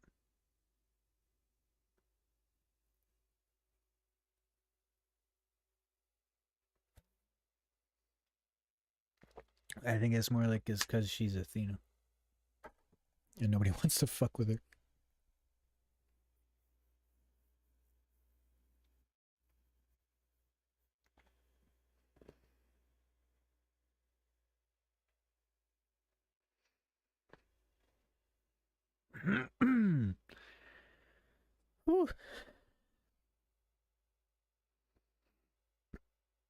I don't want this to be a 10-parter.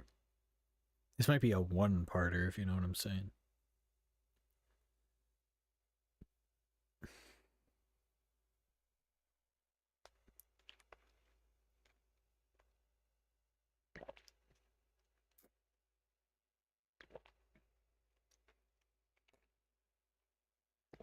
Oh my god. It feels so good. People talk for a living. I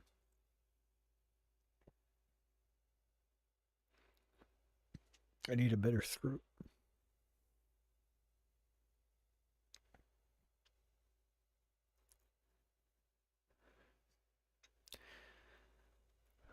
Okay, let's get to level 2. I'm going to see how much I can ham it up with this fucked up voice.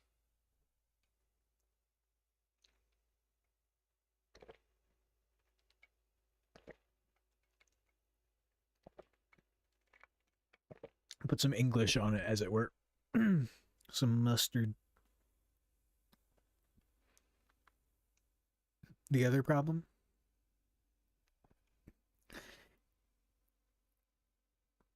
If it was less archaic speech, it would also be easier for me to ham it up. But I have to figure out like how to say these things.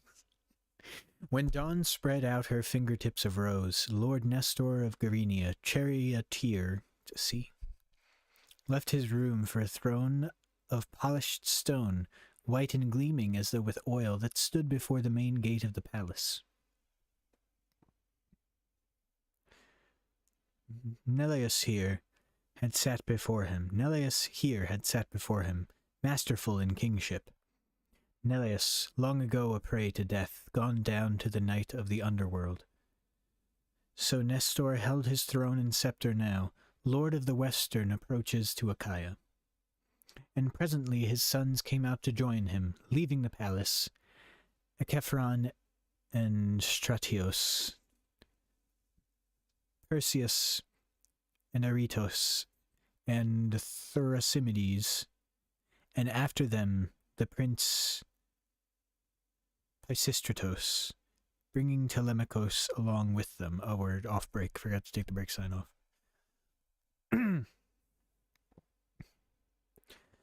Dear sons, here is my wish, and do it briskly to please the gods. Athena, first of all, my guest in daylight at our holy feast. One of you must go for a young heifer and have the cowherd lead her from the pasture. Another call on Lord Telemachus' ship to invite his crewmen, leaving 2 behind, and someone else again send for the goldsmith. Send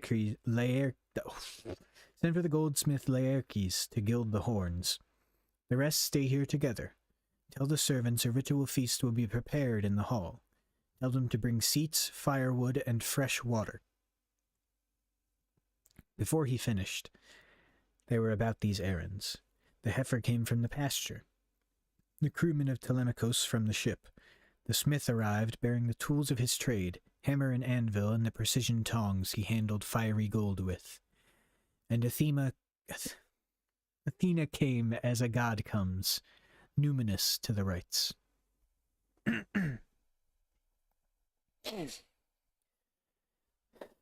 Maybe if I do it for my diaphragm, you know?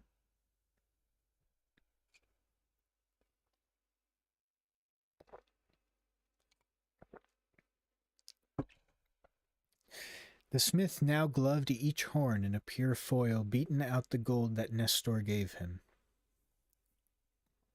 A glory and delight for the goddess's eyes. While Achephron and Stratios held the horns, Aretos brought clear lustral water in a bowl quivering with fresh-cut flowers, a basket of barley in his other hand. Thrasymedes, who could stand his ground in war, stood ready, with a sharp 2-bladed axe for the stroke of sacrifice, and Perseus held a bowl for the blood. And now Nestor, strewing the barley grains and water drops, pronounced his invocation to Athena and burned a pinch of bristles from the victim. When prayers were said and all the grain was scattered, great-hearted Thrasymedes, in a flash, swung the axe, at one blow cutting through the neck tendons. The heifer's spirit failed. Then all the women gave a wail of joy. Daughters-in-law, and the lady Eurydice, Clemenos' eldest daughter. But the men still held the heifer, shored her up from the wide earth where the living go their ways, until Pisistratos cut her throat across. The black blood ran, and life ebbed from her marrow. The carcass now sank down, and they disjointed shoulder and thigh bone, wrapping them in fat, 2 layers, folded, with raw strips of flesh. These offerings Nestor burned on the split wood fire and moistened with red wine. His sons took up 5 tined forks in their hands, while the altar flame ate through the bones, and bits of tripe went round. Then came the carving of the quarters, and they spitted morsels of lean meat on the long sharp tines and broiled them at arm's length upon the fire.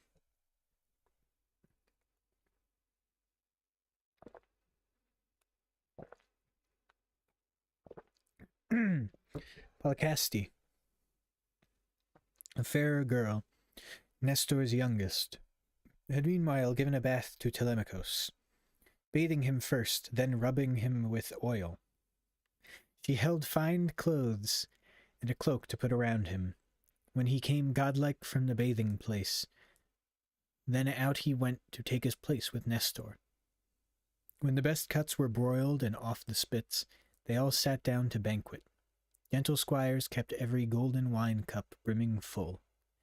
And so they feasted to their heart's content until the prince of charioteers commanded, "Sons, Harness the blood mares for Telemachus. Hitch up the car, and let him take the road. They swung out smartly to do the work, and blocked the handsome horses to a chariot shaft. The mistress of the stores brought up provisions of bread and wine, with victuals fit for kings, and Telemachus stepped up on the painted car. Just at his elbow stood Pisistratos, captain of spearmen, reins in hand. He gave a flick to the horses, and with streaming manes they ran for the open country. The tall town of Pylos sank behind them in the distance, as all day long they kept the harness shaking.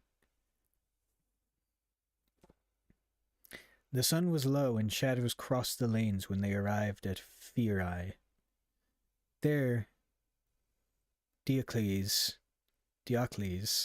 son of Ortilochos, whom Altheios fathered, welcomed the young men, and they slept the night.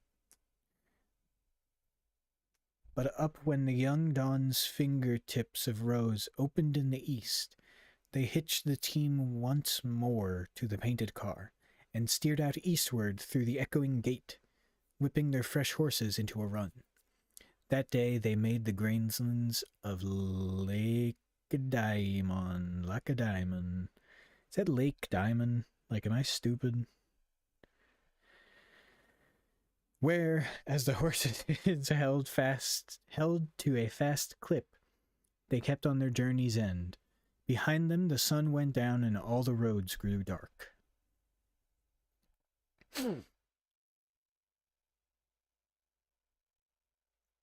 When the fuck does Odysseus come?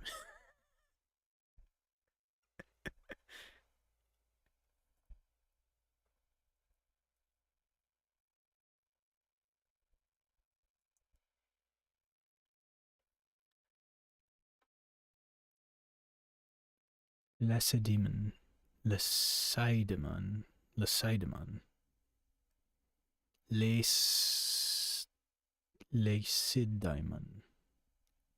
Fucking just play the goddamn.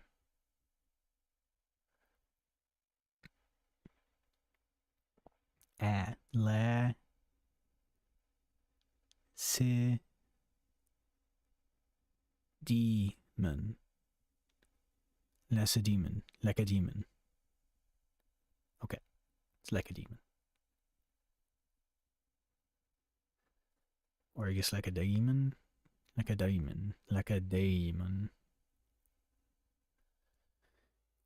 Should just read it in Greek, to be honest.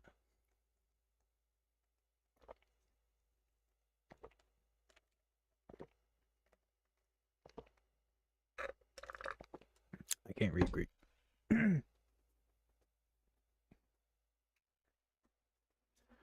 Can barely read English, apparently.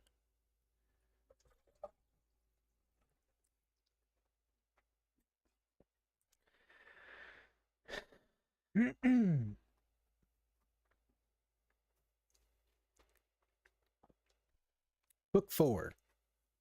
The Red-Haired King and His Lady. I forgot to look up what I wanted to look up.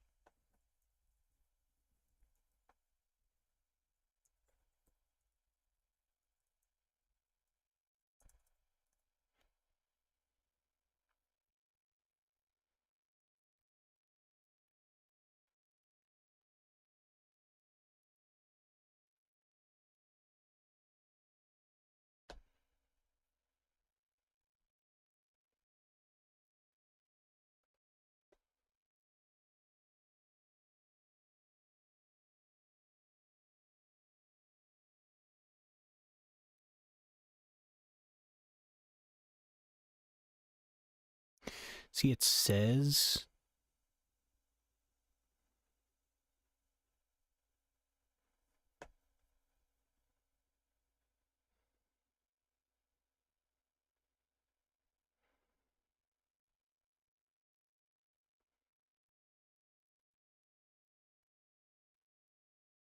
Okay, it's literally book 5.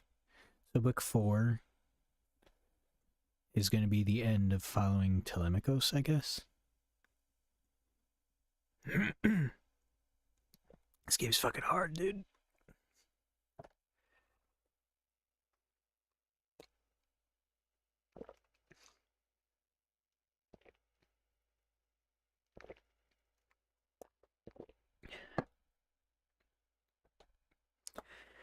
By vales and sharp ravines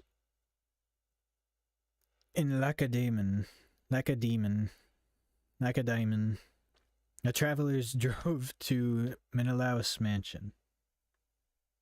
Menelaus' mansion. It's Laos. Menelaus' mansion. And found him a double wedding feast for son and daughter. Found him at a double wedding feast for son and daughter. Long ago at Troy, he pledged her to the heir of great Achilles, breaker of men, a match the gods had ripened. So he must send her with a chariot train to the town and glory of the Myrmidons. And that day, too, he brought Alector's daughter to marry his tall scion, Megapenthes.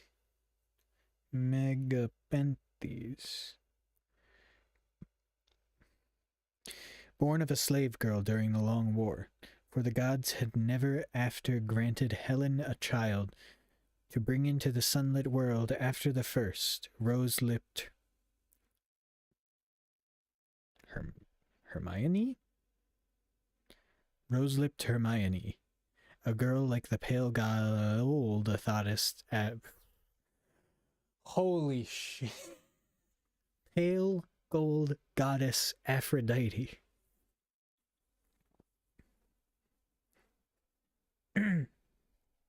A girl like the pale gold goddess Aphrodite. Down the great hall in happiness they feasted, neighbors of Menelaus and his kin, for whom a holy minstrel harped and sang, and two lithe tumblers moved out on the song with spins and handsprings through the company. Now when Telemachus and Nestor's son pulled up their horses at the main gate, one of the king's companions in arms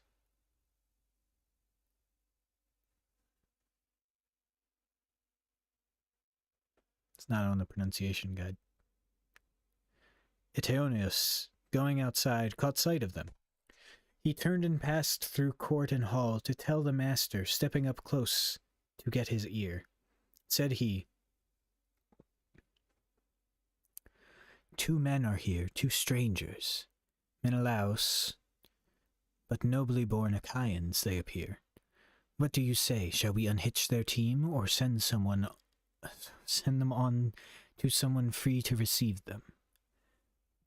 The red-haired captain answered him in anger.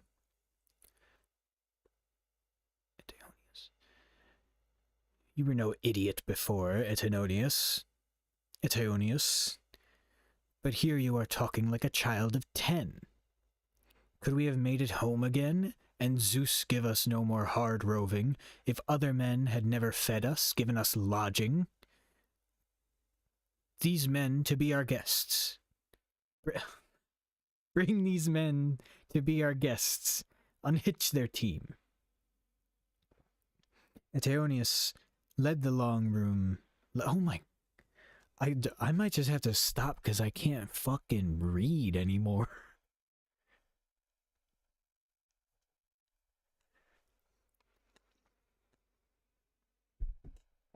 Why is it... I feel like I've gotten worse at reading. I've been on these 2 pages for like 20 minutes.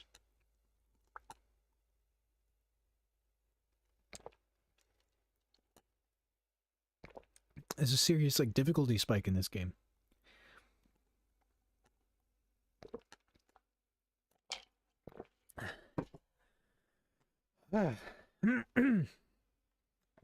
Eteonius left the long room like an arrow, calling equerries after him on the run. Outside, they freed the sweating team from harness, stabled the horses, tied them up, and showered bushels of wheat and barley in the feed box. Then leaned the chariot pole against the gleaming entry wall of stone and took the guests in. What a brilliant place the mansion of the great prince seemed to them. A glitter everywhere, as though with fiery points of sunlight, lustres of the moon. The young men gazed in joy before they entered into a room of polished tubs to bathe. Maidservants gave them baths, anointed them, held out fresh tunics, cloaked them warm, and soon they took tall thrones beside the son of Atreus. Here a maid tipped out water for their hands, from a golden pitcher into a silver bowl, and set a polished table near at hand. The larder mistress with her tray of loaves and savories came, dispensing all her best. And then a carver heaped their platters high with various meats, and put down cups of gold. Now, said the red-haired Captain Menelaus, gesturing, welcome, and fall to in time when you have supped. We hope to hear your names, forebears and families. In your case, it seems, no anonymities, but lordly men. Lads like yourselves are not base-born. At this he lifted his own hands the king's portion, a kind of beef, and set it down before them. Seeing already then, they took their dinner. But when they had feasted well, Telemachus could not keep still, but whispered, his head bent close so the others might not hear. My friend, can you believe your eyes? The murmuring hall, how luminous it is, with bronze, gold, amber, silver, and ivory. This is the way the court of Zeus must be. Inside, upon Olympus. What a wonder! But splendid Menelaus,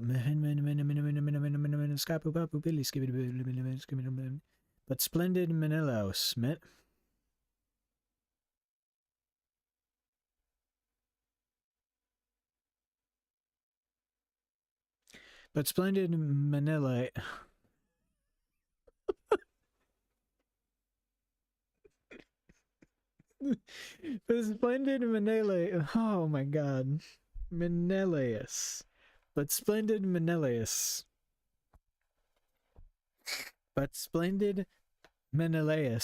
had overheard him and spoke out on the instant to them both.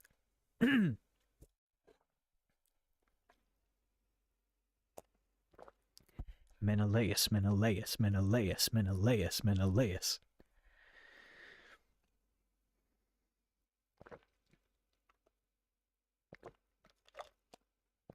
Menelaus.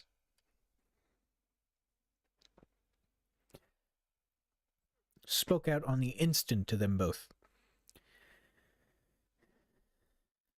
Jesus Christ. He got mad. Young friends, no mortal man can vie with Zeus.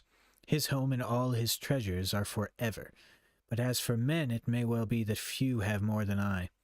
How painfully I wandered before I brought it home. 7 years at sea, Cyprus, Phoenicia, Egypt, and still farther among the sunburnt races. I saw the men of Sidon and Arabia, and Libya too, where lambs are horned at birth. And every year they have 3 lambing seasons, so no man, chief, or shepherd ever goes hungry for want of mutton, cheese, or milk. All year at milking time there are fresh ewes. But while I made my fortune on those travels, a stranger killed my brother in cold blood, tricked blind, caught in the web of his deadly queen. What pleasure can I take, then, being lord over these costly things? You must have heard your fathers tell my story, whoever your fathers are. You must know of my life, the anguish I once had, and the great house full of my treasure, left in desolation. How gladly I should live 1/3 as rich to have my friends back safe at home, my friends who died on Troy's wide seaboard, far from the grazing land of Argos. But as things are, nothing but grief is left. But as things are, nothing but grief is left me for those companions. And while I sit at home, and sometimes hot tears come, and I revel in them, or stop before the surfeit makes me shiver. Surfeit makes me shiver. And there is one I miss more than the other dead I mourn for. Sleep and food alike grow hateful when I think of him. No soldier took on so much, went through so much as Odysseus. That seems to have been his destiny, and this mine, to feel each day the emptiness of his absence, ignorant even whether he lived or died.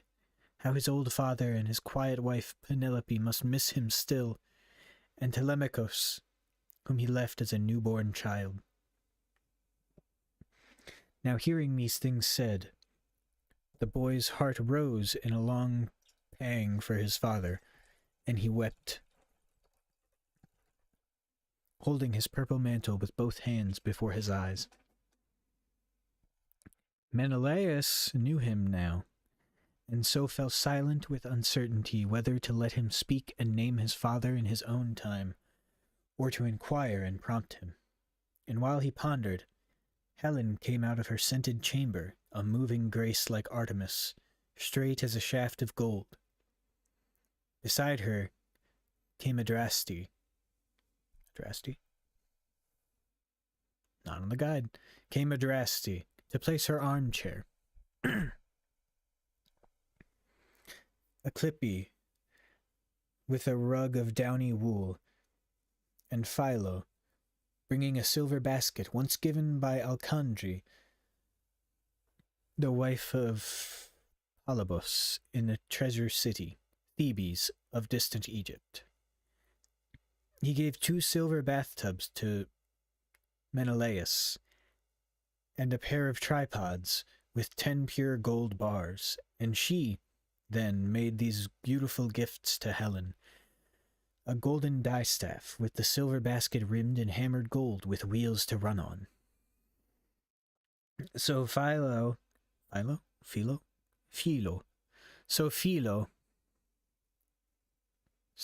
rolled it in to stand beside, heaped with fine spun stuff. They really used stuff, huh? And cradled on it the distaff, swathed in dusky violet wool. Reclining in her light chair with its footrest, Helen gazed at her husband and demanded, "Menelaus, my lord, have we yet heard our new guests introduce themselves? Shall I dissemble what I feel? No, I must say it. Never anywhere have I seen so great a likeness in man or woman, but it is truly strange. This boy must be the son of Odysseus, Telemachus, the child he left at home that year the Achaean host made war on Troy, daring all for the wanton that I was."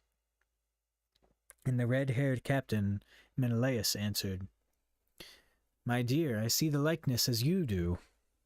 Odysseus' hands and feet were like this boy's, his head, his hair, and the glinting of his eyes. Not only that, but when I spoke just now of Odysseus' years of toil on my behalf, and all he had to endure, the boy broke down and wept into his cloak." My fucking throat.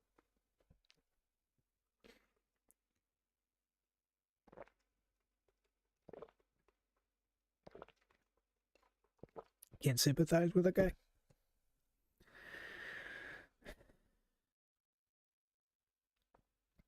Now Nestor's son, Pisistratos, spoke up in answer to him. "My lord Marshal, Menelaus, son of Atreus, this is that hero's son, as you surmise, but he is gentle and would be ashamed to clamor for attention before your grace, whose words have been so moving to us both. Nestor, lord of Gerenia, sent me with him as guide and escort. He had wished to see you, to be advised by you, or assisted somehow. A father far from home means difficulty for an only son, with no one else to help him. So with Telemachus, his father left the house without defenders." The king with flaming hair now spoke again. It's also a blind read, so I can't really tell what people are like feeling unless it says it before they talk.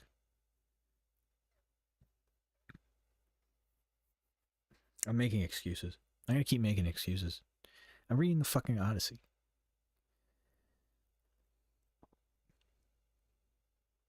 "His son in my house.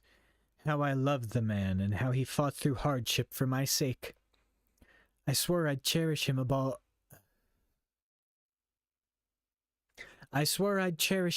all others if Zeus, who views the wide world, gave us passage homeward across the sea in the fast ships.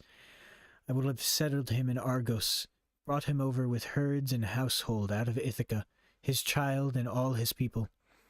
I could have cleaned out one of my towns to be his new domain, and so we might have been together often in feasts and entertainments, never parted till the dark mist of death lapped over us. They were roommates, but God himself must have been envious to batter the bruised man so that he alone should fail in his return. A twinging ache of grief rose up in everyone, and Helen of Argos wept, the daughter of Zeus. Telemachus and Menelaus wept. And tears came to the eyes of Nestor's son, remembering for his part Antilochus, whom the son of shining dawn had killed in battle. But thinking of that brother, he broke out, "O son of Atreus, when we spoke of you at home, and asked about you, my old father would not say you have the clearest mind of all. If it is not too much to ask, then let us not weep away these hours after supper. I feel we should not. Dawn will soon be here. You understand. I would not grudge a man right mourning when he comes to death and doom. I would not grudge a man right mourning when he comes to death and doom. What else can one bestow on the poor dead? A lock of hair sheared. Why do I keep going into an accent? And a tear let fall. For that matter, I, too, lost someone in the war at Troy, my brother, and no mean soldier, whom you must have known, although I never did, Antilochus. He ranked high as a runner and fighting man. A red-haired Captain Menelaus answered, My lad, what you have said is only sensible, and you did well to speak. Yes, that was worthy a wise man and an older man than you are. You speak for all the world like Nestor's son. How easily one can tell the man whose father had true felicity marrying and begetting. And that was true of Nestor, all his days, down to his sleek old age in peace at home, with clever sons, good spearmen into the bargain. Come, we'll shake off this morning mood of ours, and think of supper. Let the men-at-arms rinse our hands again. There will be time for a long talk with Telemachus in the morning. Morning. The hero Menelaus, companion in arms,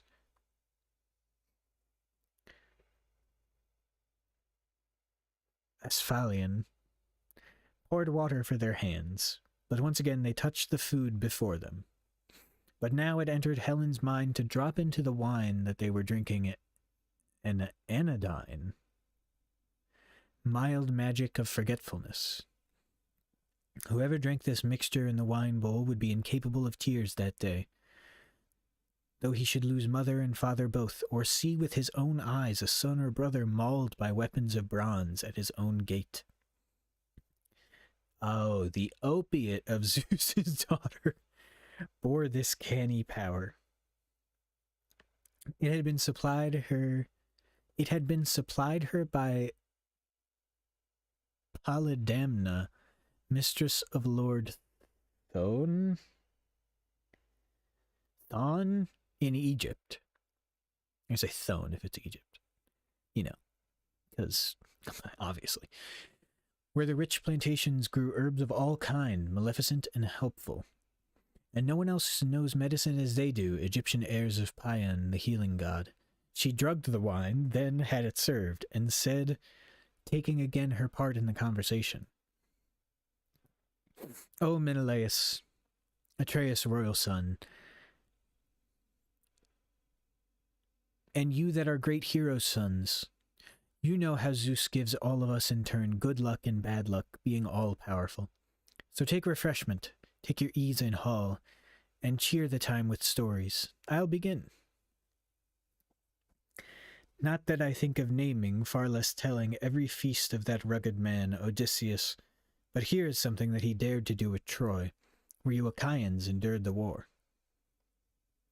He had first given himself an outrageous beating and thrown some rags on, like a household slave, then slipped into the city of wide lanes among his enemies.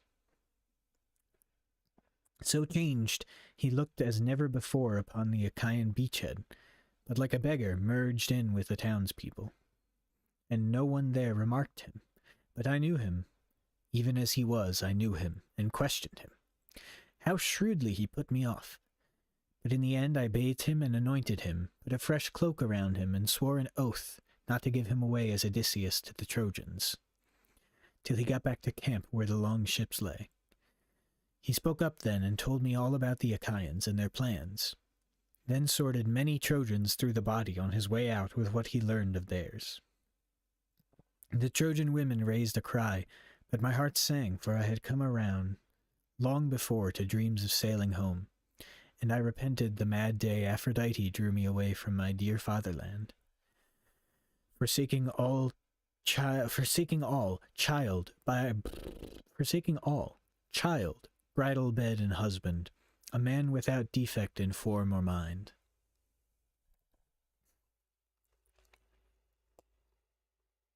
Just fucking marry him already.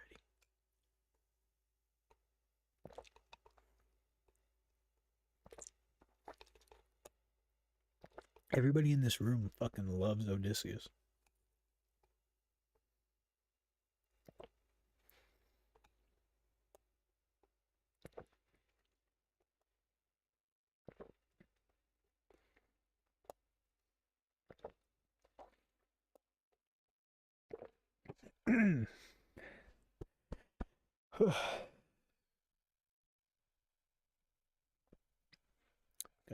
I need more, I'm sorry.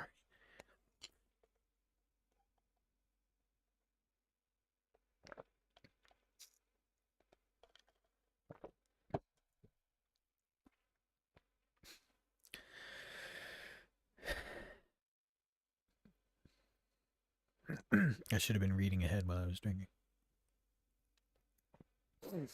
Replied the red-haired captain Menelaus. An excellent tale, my dear, but most becoming. In my life I have met in many countries foresight and wit in many first-rate men, but never have I seen one like Odysseus for steadiness and a stout heart. Here, for instance, is what he did. Had the cold nerve to do. Inside the hollow horse where we were waiting, picked men all of us for the Trojan slaughter, when all of a sudden you came by, I dare say drawn by some superhuman power that planned an exploit for the Trojans. And Deiphobos, that handsome man, came with... This guy's gay. That handsome man came with you. 3 times you walked around it, patting it everywhere, and called by name the flower of our fighters, making your voice sound like their wives, calling. Diomedes and I crouched in the center along with Odysseus. We could hear you plainly, and listening, we two were swept by waves of longing. Oh my God. To reply, or go. Odysseus fought us down despite our craving, and all the Achaeans kept their lips shut tight, all but Anticlus. Desire moved his throat to hail you, but Odysseus' great hands clamped over his jaws and held. So he saved us all, till Pallas Athena led you away at last. Then clear-headed Telemachus addressed him. My lord Marshal, Menelaus, son of Atreus, all the more pity, since these valors could not defend him from annihilation. Not if his heart were iron in his breast.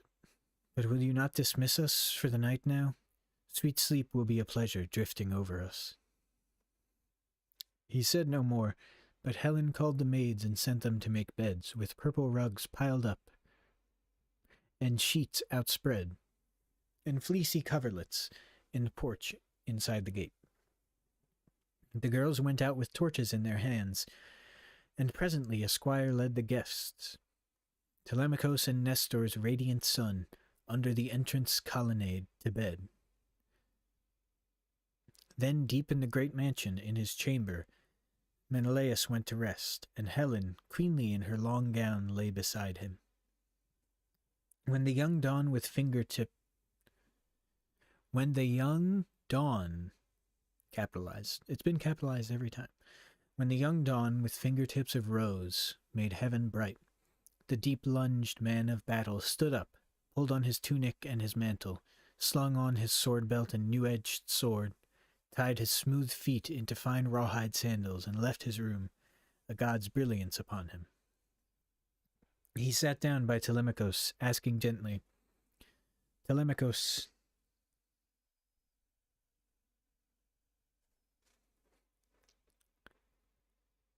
why did you come, sir, riding the sea's broad back to reach old... Oh, I already forgot how to pronounce it.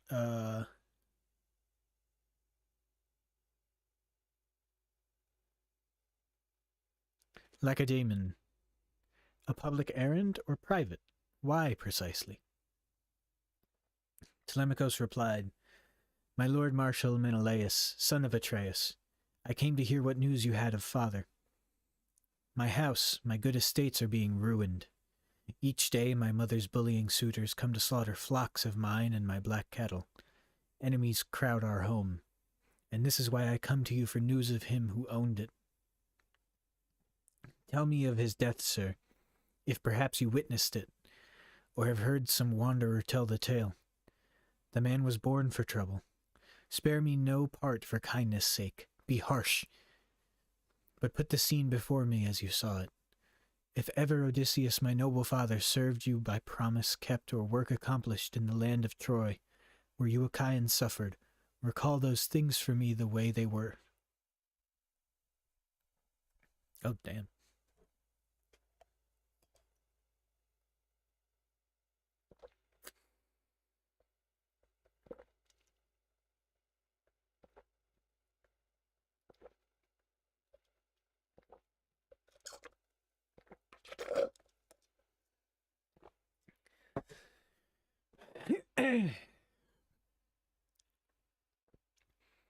Stirred now to anger, Menelaus said, Intolerable that soft men as those are, should think to lie in that great captain's bed. Fawns in a lion's lair, as if a doe put down her litter of sucklings there, while she quested a glen or cropped some grassy hollow. Ha! Then the Lord returns to his own bed and deals out wretched doom on both alike. So will Odysseus deal out doom on these. O Father Zeus, Athena, and Apollo, I pray he comes as he once was in Lesbos, when he stood up to wrestle Philomelides. Fucking damn it, I lost it. Champion an island king and smashed him down. I can't be mad. My fucking throat. Hold on. Or just quick break. Find the character. I'm mad. The guy I simped for is... His house is getting fucked up because people are being rude and trying to, like, get with his wife. And they suck.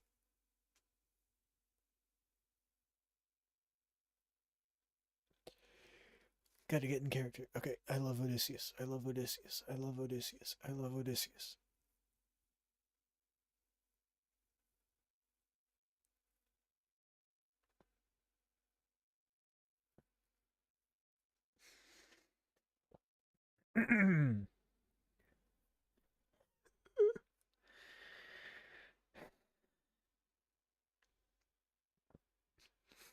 How the Achaeans cheered.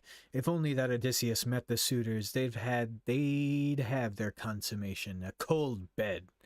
Now for your questions, let me come to the point. I would not misreport it for you. Let me tell you what the Ancient of the Sea, who is infallible, said to me, every word. During my first try at a passage homeward, the gods detained me, tied me down to Egypt, for I had been too scant in hecatombs. And what is that?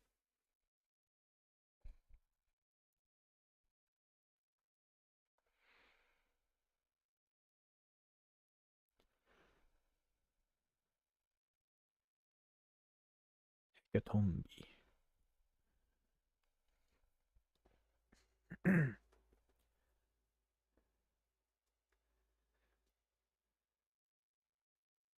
lost my place. And gods will have their rules each time remembered. There is an island washed by the open sea lying off Nile mouth. Seamen call it Pharos. Distant a day's sail in a clean hull with a brisk land breeze behind. It has a harbor, a sheltered bay, where shipmasters take on dark water for the outward voyage. Here the gods held me 20 days becalmed. No winds came up, seaward escorting winds for ships that ride the sea's broad back, and so my stores and men were used up. We were failing, had not one goddess intervened in pity. Eidothea, daughter of Proteus, the ancient of the sea. How I distressed her! I had been walking out alone that day.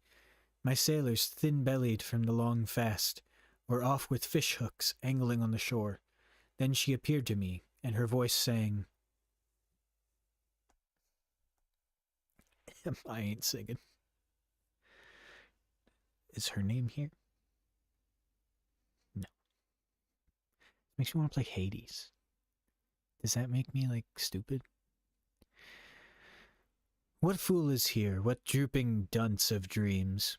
Or can it be, friend, that you love to suffer? How can you linger on this island, aimless and shiftless, while your people waste away? To this I quickly answered. Menelaus is still talking, by the way. Let me tell you, goddess, whatever goddess you may be, these doldrums are no will of mine. I take it the gods who own broad heaven are offended. Why don't you tell me, since the gods know everything, who has pinned me down here? How am I going to make my way home? Now she'd replied in her immortal beauty, I'll put it for you clearly as may be, friend. The ancient of the salt sea haunts this place, immortal Proteus of Egypt. All the deeps are known to him. He serves under Poseidon, and is, they say, my father. If you could take him by surprise and hold him, he'd give you course and distance for your sailing homeward across the cold fish-breeding sea. And should you wish it, noble friend, he'd tell you all that occurred at home, both good and evil, while you were gone so long and hard a journey. To this I said, but now you must tell me how I can trap this venerable sea god. He will elude me if he takes alarm. No man, God knows, can quell a god with ease. That fairest of unearthly nymphs replied, I'll tell you this too, clearly as may be. When the sun hangs at high noon in heaven, the ancient glides ashore under the west wind, hidden by shivering glooms on the clear water, and rests in caverns hollowed by the sea. There flippered seals, brine children, shining, come from silvery foam in crowds to lie around him, exhaling rankness from this deep sea floor. Tomorrow dawn I'll take you to those caves and bed you down there. Oh. Choose 3 officers for company. Brave men they had better be. The old one has strange powers, I must tell you. He goes amid the seals to check their number, and when he sees them all and counts them all, he lies down like a shepherd with his flock. Here is your opportunity. At this point, gather yourselves with all heart and strength and tackle him before he bursts away. He'll make you fight, for he can take the forms of all the beasts, and water, and blinding fire, but you must hold on, even so, and crush him until he breaks the silence. When he does, he will be in that shape you saw asleep. Relax your grip, then set the ancient free, and put your questions, hero. Who is the god so hostile to you, and how will you go home on the fish-cold sea?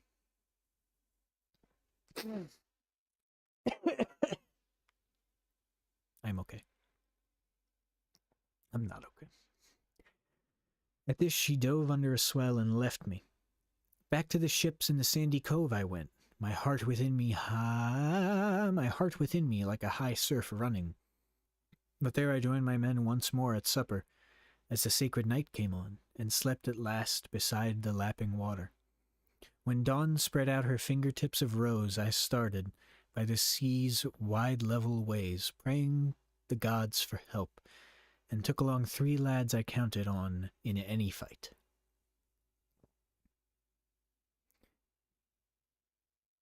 Meanwhile, the Nereid swarm from the lap of ocean laden with 4 sealskins, new flayed for the hoax she thought of playing on her father. Meanwhile, the Nereid swam from the lap of ocean laden with 4 sealskins, new flayed for the hoax she thought of playing on her father.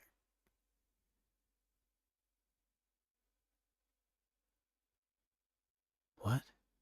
In the sand, she scooped out hollows for our bodies and sat down, waiting. We came close to touch her, and betting us, she threw sealskins over us. A strong disguise, oh yes, terribly strong, as I recall the stench of those damned seals. Would any man lie snug with a sea monster? Seal. But here the nymph again came to our rescue, dabbing ambrosia under each man's nose, a perfume drowning out the bestial odor. So there we lay with beating hearts all morning, while seals came shoreward out of ripples, jostling to take their places, flopping on the sand. At noon the ancient issued from the sea and held inspection, counting off the sea beasts. We were the first he numbered. He went by, detecting nothing. When at last he slept, we gave a battle cry and plunged for him, locking our hands behind him. But the old one's tricks were not knocked out of him, far from it. First he took on a whiskered lion's shape, a serpent then, a leopard, a great boar, then sousing water, then a tall green tree. Still we hung on, by hook or crook, through everything, until the ancient saw defeat, and grimly opened his lips to ask me, Son of Atreus, who counseled you to do this? A god? What god? Set a trap for me, overpower me? Why? He bit it off, then, and I answered, Old one, you know the reason. Why feign not to know? High and dry so long upon this land, I'm at my wit's end, and my heart is sore. You gods know everything, now you can tell me. Which of the immortals chained me here? And how will I get home to the fish-cold sea? On the fish-cold sea. He's at the sea. He doesn't have to get home to it.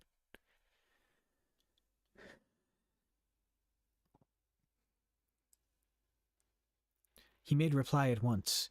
You should have paid honor to Zeus and the other gods, performing a proper sacrifice before embarking. That was your short way home on the wine-dark sea. You may not see your friends, your own fine house, or enter your own land again, unless you first remount the Nile in flood and pay your hecatomb to the gods of heaven. Then and then only will the gods grant you the passage you desire. Ah, how my heart sank hearing this, hearing him send me back on the cloudy sea in my own track, the long hard way of Egypt. Nevertheless, I answered him and said, Ancient, I shall do as you command. But tell me now, the others, had they a safe return, all those Achaeans who stayed behind with Nestor and I left Troy? Or were there any lost at sea? What bitterness! Any who died in camp after the war? Bro. Jesus.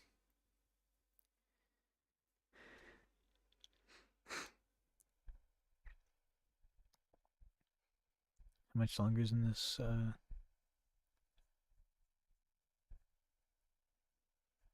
God.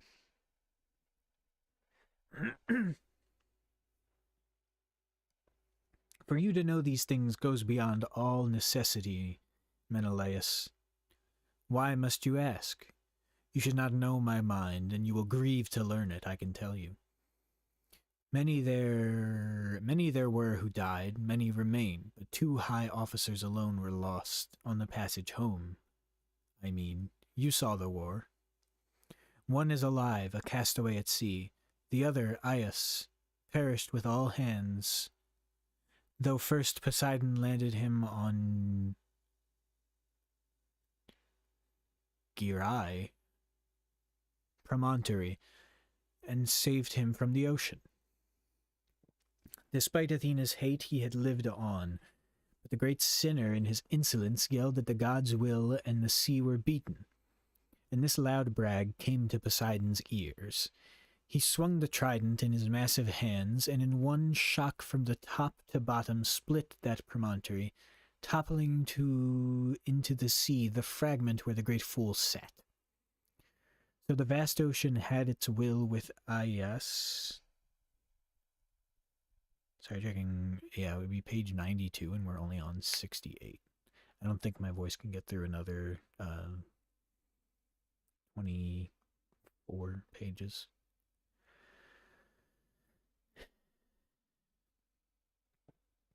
So the vast ocean had its will with Aias, drunk in the end on salt spume as he drowned.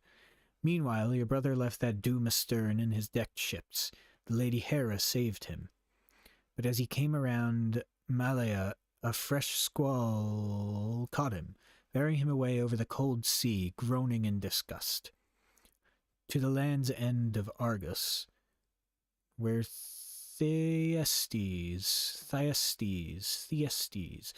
lived in the days of old, and then his son, Aegisthus. Now, again, return seemed easy. The high gods wound the wind into the east, and back he sailed, this time to his own coast. He went ashore and kissed the earth in joy, hot tears blinding his eyes at the sight of home. But there were eyes that watched him from a height, a lookout, paid 2 bars of gold to keep vigil the year round for Aegisthus' sake, that he would be forewarned, and Agamemnon's furious valor sleep unaroused. Now this man with his news ran to the tyrant, who made his crooked arrangements in the flesh, stationed picked men at arms, a score of men in hiding, set a feast in the next room. Then he went out with chariots and horses to hail the king and welcome him to evil. He led them into banquet, all serene, and killed them. Can I take that one again? He led them into banquet, all serene, and killed them, like an ox felled at the trough. And not a man of either company survived that ambush in Aegisthus' house. Before the end, my heart was broken down. I slumped on the trampled sand and cried aloud, caring no more for life or the light of day, and rolled there weeping, though my tears were spent. Then the unerring ancient said at last, "No more, no more. How long must you persist? Nothing is gained by grieving so. How soon can you return to Argos? You may take him alive there still, or else meanwhile Orestes will have dispatched him. You'll attend the feast."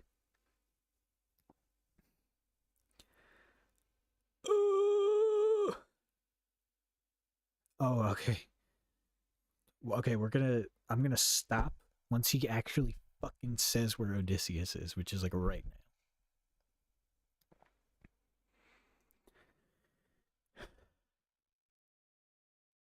At this my heart revived, and I recovered the self-command to question him once more. Of 2 companions now I know. The third? Tell me his name, the one marooned at sea. Living, you say, or dead? Even in pain I wish to hear. And this is all he answered. Laertes' son, whose home is Ithaca. I saw him weeping on an island. The nymph Calypso has him in her hall. No means of faring home are left for him now. No ship with oars, and no ship's company to pull him on the broad back of the sea.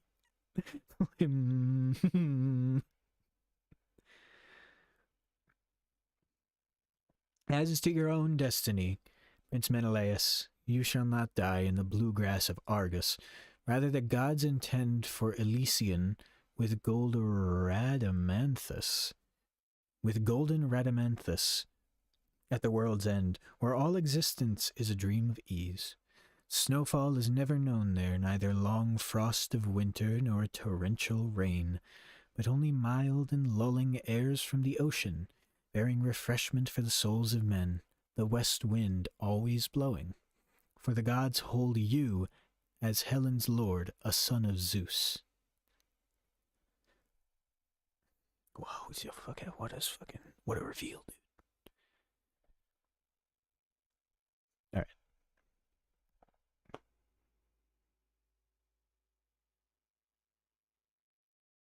I will only do this again if it gets 2 views within the week, at least.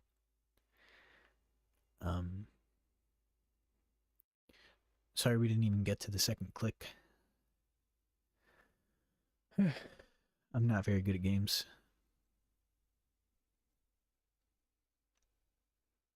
Thanks for watching. Stay safe. Be kind. And I'm back Thursday. Stay safe. Be good. Stay safe, be good.